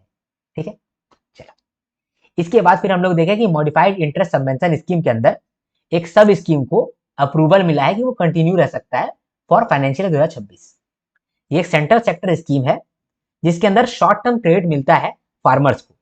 जो भी फार्मर्स है उनको शॉर्ट टर्म क्रेडिट मिलता है एट लो इंटरेस्ट रेट। कितना इंटरेस्ट रेट देना पड़ता है, 7% का जनरल इंटरेस्ट रेट देना पड़ता है, लेकिन इसमें सरकार 1.5% का सब्सिडी देता है। तो इफेक्टिव इंटरेस्ट रेट कितना हो गया, 5.5%। तो सिर्फ 5.5% में फार्मर्स को लोन मिल जाता है, शॉर्ट टर्म लोन। लेकिन अगर कोई फार्मर रिपेमेंट अच्छा से कर रहा है, टाइम टू टाइम रिपेमेंट कर रहा है, तो उसको इंसेंटिव भी मिलता है सरकार की तरफ से, उनको 3% का छूट मिल जाता है, तो उनको सिर्फ 4% का इंटरेस्ट देना पड़ता है। ठीक, ये तो हो गया फार्मर्स के लिए। लेकिन फार्मर्स के अंदर एनिमल हस्बेंड्री वाले लोन भी आते हैं, फिशरीज लोन भी आते हैं। तो अगर एनिमल हस्बेंड्री और फिशरीज के लिए कोई लोन ले रहा है तो उनको सब्सिडी तभी मिलेगा अगर उनका लोन का अमाउंट 2 लाख से कम होगा। ठीक है, आगे बढ़ते हैं। फिर हम लोग देखें कि मिनिस्ट्री ऑफ कम्युनिकेशन ने, यहाँ पर कॉमर्स नहीं होगा, मिनिस्ट्री ऑफ कम्युनिकेशन ने लॉन्च किया 2 पोर्टल। एक पोर्टल का नाम है know your pin code portal, दूसरा का नाम है know your digi pin portal. ये जो know your pin code portal है, ये क्या है, know your pin code portal का मतलब कि आप किस जगह में रहते हैं, किस एरिया में रहते हैं, वहां का कोई पिन कोड होगा। तो वो पिन कोड अगर नहीं मालूम है आपको तो आप ये पोर्टल में जाकर के देख सकते हैं कि कौन सा एरिया का क्या पिन कोड है। जैसे हम दुमका में रहते हैं, यहाँ का पिन कोड है 814101, तो ये पोर्टल हमको दिख जाएगा, मतलब ये जो पिन कोड है ये हमको दिख जाएगा इस पोर्टल के अंदर। तो no your pin code portal के अंदर पिन कोड दिखता है। अगर आपको ऐसा लगता है कि आपका पिन कोड गलत है तो आप फीडबैक दे सकते हैं कि भाई पिन कोड गलत है। ठीक है, यहाँ पर कौन सा टेक्नोलॉजी का इस्तेमाल कर रहा है government? GNSS, global navigation satellite system, ठीक है। इसके बाद एक डिजिपिन पोर्टल भी है, नो योर डिजिपिन पोर्टल, ये एक नया पोर्टल है। यहाँ पर एकदम एग्जैक्ट लोकेशन आपका पता कर सकते हैं डिजिपिन के थ्रू, यानी हर एक छोटा छोटा लोकेशन के लिए एक डिजिपिन असाइन किया जा रहा है, ठीक है। इस पोर्टल के अंदर असाइन कर रहे हैं डिजिपिन एक छोटा छोटा जगह के लिए। तो एक लॉन्गिट्यूड और लैटिट्यूड के हिसाब से एक पर्टिकुलर जगह के लिए डिजिपिन डिसाइड हो सकता है। अगर हम डिफरेंशिएट करें पिन कोड और डिजिपिन को, तो कैसे करेंगे? पिन कोड का मतलब कि हम जिस एरिया में रहते हैं, जिस मोहल्ला में रहते हैं, उस मोहल्ला का पिन कोड है 814101, ठीक है। लेकिन मेरा ऑफिस का अगर हम लोकेशन देखें तो डिजिपिन से हमको ऑफिस का पिन कोड मिल जाएगा, ठीक है। तो डिजिपिन ये होता है, डिजिपिन का फुल फॉर्म है digital postal index number, digital postal index number, याद रखिएगा, ठीक है। तो पूरे इंडिया को हम लोगों ने ग्रिड बेस्ड बांटा है, ग्रिड बेस्ड बांट करके हर एक ग्रिड को हम लोग डिजिपिन असाइन कर रहे हैं। ये है डिजिपिन पोर्टल, ठीक है। सबसे ज्यादा फायदा किसको पहुंचेगा डिजिपिन पोर्टल से? लॉजिस्टिक फर्म्स, स्टार्टअप्स, ठीक है। जो स्टार्टअप डिलीवरी वाला काम कर रहा है उसको तो बहुत अच्छा से फायदा मिल जाएगा, एग्जैक्ट डिजिपिन मिलेगा, एग्जैक्ट जाकर के लोकेशन मिल जाएगा, एग्जैक्ट जाकर डिलीवरी दे देगा, ठीक है। ये भी देख लिया हम लोगों ने। इसके बाद हम लोग ब्लू पोर्ट्स इनिशिएटिव लॉन्च कर रहे हैं। ये ब्लू पोर्ट्स इनिशिएटिव क्या है? अभी जो है ना, फिशिंग हार्बर जो होता है, जहां पर हम लोग फिशिंग करते हैं, वो जो पोर्ट होता है, हार्बर होता है, बहुत गंदा होता है, पुराना हो गया है और क्राउडेड होता है। उसको साफ सुथरा करने के लिए, मॉडर्न बनाने के लिए ब्लू पोर्ट्स इनिशिएटिव लाया गया है गवर्नमेंट के द्वारा और फूड एंड एग्रीकल्चर ऑर्गेनाइजेशन के द्वारा। तो government plus food and agriculture organisation, इन लोग दोनों ने मिलकर के ब्लू पोर्ट्स इनिशिएटिव जारी किया है, जहां पर हार्बर्स को मॉडल बनाएंगे, क्लीन बनाएंगे, स्मार्ट बनाएंगे, ग्रीन बनाएंगे। कैसे बना सकते हैं? रेन वाटर हार्वेस्टिंग का सिस्टम लाएंगे, एलईडी लाइट्स वहां पर लगाएंगे, इलेक्ट्रिक इक्विपमेंट्स वहां पर इंस्टॉल करेंगे, सीसीटीवी करेंगे और कम्युनिकेशन बेटर बनाएंगे, ठीक है। ये करेंगे हम लोग ब्लू पोर्ट्स इनिशिएटिव के अंदर। ओके, आगे बढ़ते हैं। इसके बाद है national awards for e governance 2025। तो ये अवार्ड दिया जाएगा किसके द्वारा? Ministry of personnel, public grievances और पेंशन के द्वारा। किसको हम लोग अवार्ड देते हैं? ये वाला ऐसा गवर्नमेंट डिपार्टमेंट जो कि डिजिटल टेक्नोलॉजी को यूज करके पब्लिक सर्विसेज को आसान बना रहा है, फास्ट बना रहा है, तो उन लोगों को हम लोग ये अवार्ड देते हैं, national awards for e governance, ताकि बाकी गवर्नमेंट डिपार्टमेंट भी इंकरेज हो सके टू यूज डिजिटल टेक्नोलॉजी, ठीक है। यहाँ पर 10 गोल्ड मेडल दिया गया है, 6 सिल्वर मेडल दिया गया है और 3 ज्यूरी दिया जा रहा है, मतलब अवार्ड दिया जा रहा है। इसमें सुवक्ति ग्राम पंचायत उड़ीसा को अवार्ड मिला है, पलसाना ग्राम पंचायत गुजरात को मिला है और ललितपुर म्युनिसिपल काउंसिल यूपी को मिला है for clean future smart waste management, ठीक है। आगे बढ़ते हैं। ग्राम पंचायत कैटेगरी को भी नया नया ऐड किया गया है, ठीक है। आगे बढ़ते हैं। इसके बाद फूड प्रोडक्शन के बारे में डेटा दिया गया है। फूड प्रोडक्शन का डेटा कितना है? टोटल फूड ग्रेन्स जो है हमारे देश में अभी जो बना है 2024-25 में, वो कितना उत्पादन हुआ है? 3539 लाख मेट्रिक टन। राइस जो है 1490 लाख मेट्रिक टन और वीट जो है 1175 लाख मेट्रिक टन। ओके, इसके बाद जीडीपी एस्टीमेट दिया गया है फॉर फाइनेंशियल ईयर 2025, एनएसओ के द्वारा दिया गया है अंडर मॉस्पी। तो ग्रोथ रेट बताया गया है कि ग्रोथ कितना है और उसका वैल्यू कितना है, real GDP, nominal GDP, real GVA और नॉमिनल जीवीए। इसका ग्रोथ रेट भी दिया गया है, वैल्यू भी दिया गया है, आप रीड करके जाएंगे इसको। ओके, सेक्टर वाइज देखा जाए तो सबसे ज्यादा ग्रोथ किसमें हुआ है? टर्सरी सेक्टर में हुआ है, फिर सेकेंडरी सेक्टर में हुआ है, फिर प्राइमरी सेक्टर में हुआ है। सब सेक्टर का बात करें, सबसे ज्यादा ग्रोथ किसमें है? कंस्ट्रक्शन में है, फिर पब्लिक एडमिनिस्ट्रेशन में है, इसके बाद फिर renewable energy, financial and professional services में है। ये तो हो गया फाइनेंशियल ईयर 2025 के लिए। क्वार्टर 4 के लिए भी सेम डेटा दिया गया है, उसको आप एक बार देख लें, ठीक है। इसके अंदर भी अगर सेक्टर वाइज का डेटा देखा गया तो मैक्सिमम ग्रोथ टर्सरी में हुआ है, फिर सेकेंडरी में हुआ है, फिर प्राइमरी में हुआ है। सब सेक्टर का बात करें तो मैक्सिमम ग्रोथ कंस्ट्रक्शन में हुआ है, पब्लिक एडमिनिस्ट्रेशन में हुआ है, उसके बाद फिर फाइनेंशियल और रिन्यूएबल एनर्जी के अंदर हुआ है। ओके, इसके बाद फिर हम लोग देखें कि हम लोग वीट स्टोरेज के लिए एक लिमिट सेट कर दी है, ठीक है। क्यों? क्योंकि हम लोग वीट स्टोरेज के लिए होर्डिंग रोकना चाहते हैं। कोई वीट को अगर रोक के रखेगा तो उसका आर्टिफिशियल प्राइस राइज हो जाएगा, तो आर्टिफिशियल प्राइस राइज ना हो, होर्डिंग रुक जाए, उसके लिए साथ में वीट जो कि एक बेसिक आइटम है, गरीब भी खाता है, अमीर भी खाता है, उसका प्राइस बढ़े ना ही पूरा गिरे, ठीक है। तो मेंटेन प्राइस स्टेबिलिटी और वीट का अवेलेबिलिटी हमेशा रहे, इसके लिए कुछ लिमिट सेटअप किया गया है फॉर व्हीट स्टोरेज। ठीक है, तो अलग अलग कैटेगरी के लिए अलग अलग लिमिट है। ट्रेडर्स और होलसेलर्स के लिए 3000 मेट्रिक टन का लिमिट सेट किया गया है। रिटेलर्स के लिए 10 मेट्रिक टन पर retail outlet. Big chain retailers के लिए 10 metric tonne multiplied by number of outlet. और प्रोसेसर्स के लिए 70% of monthly installed capacity multiplied by remaining months of financial year 2026। ठीक है, इसके बाद फिर हम लोग देखें कि हम लोग जो है सेंट्रल सेक्टर स्कीम और सेंट्रली स्पॉन्सर्ड स्कीम, इन लोग को इवेल्युएट कर रहे हैं कि इन लोग को आगे कंटिन्यू करना है या नहीं करना है। ठीक है, क्यों कर रहे हैं? यूनियन बजट 2016 में गवर्नमेंट ने 2 रूल्स को इंट्रोड्यूस किया था। उसमें कहा था कि सनसेट क्लॉज होना चाहिए हर एक स्कीम को लेकर के। एक मतलब कि एक स्कीम का एंड डेट होना चाहिए कि कब वो स्कीम एंड होगा। इससे क्या फायदा मिलता है? इससे पब्लिक मनी जो है वो सही से यूज होता है ना। तो हर एक स्कीम का एक एंड डेट होना चाहिए, और अगर उसको एक्सटेंड करना है तो उससे पहले इंडिपेंडेंट इवेल्युएशन होना चाहिए। ठीक है, ये कहा गया था यूनियन बजट 2016 का स्पीच में। इसीलिए गवर्नमेंट जो है अभी रिव्यू करना चालू कर दिया है सारे स्कीम्स का, जो भी स्कीम्स मार्च 2026 में एंड हो रहा है। ठीक है, जो सेंट्रली स्पॉन्सर्ड स्कीम है उसको इवेल्युएट करेगा कौन? DMEO, नीति आयोग करेगा। और सेंट्रल सेक्टर स्कीम जो है उसको कौन इवेल्युएट करेगा? थर्ड पार्टी एजेंसी करेगा। और इवेल्युएट करके ये मालूम करेगा कि किसी भी स्कीम को कंटिन्यू करना है, मर्ज करना है या फिर डिसकंटिन्यू करना है। ये काम हम लोग क्यों कर रहे हैं? क्योंकि फाइनेंस कमीशन साइकिल जो है अभी कंप्लीट हो रहा है, इसीलिए ये काम हम लोग कर रहे हैं। ठीक, चलो, आई होप आपको मेरा वीडियो पसंद आया। यहाँ पर हमारा समराइजेशन भी डन हो गया। यहाँ पर आपको तीनों कोर्स का एक मिल रहा है आइडिया कि हमारे कोर्स के अंदर क्या क्या मिलेगा। अभी जो है RBI grade B PDF course आपको मिल जाएगा 2400 में, व्हाट्सएप में आप कॉन्टैक्ट करना। जनरल अवेयरनेस का PDF कोर्स आपको मिल जाएगा 1500 रुपये में, व्हाट्सएप में आप कॉन्टैक्ट करना। और मेंटरशिप में आपको मिल जाएगा 6500 में, मेंटरशिप मिल जाएगा।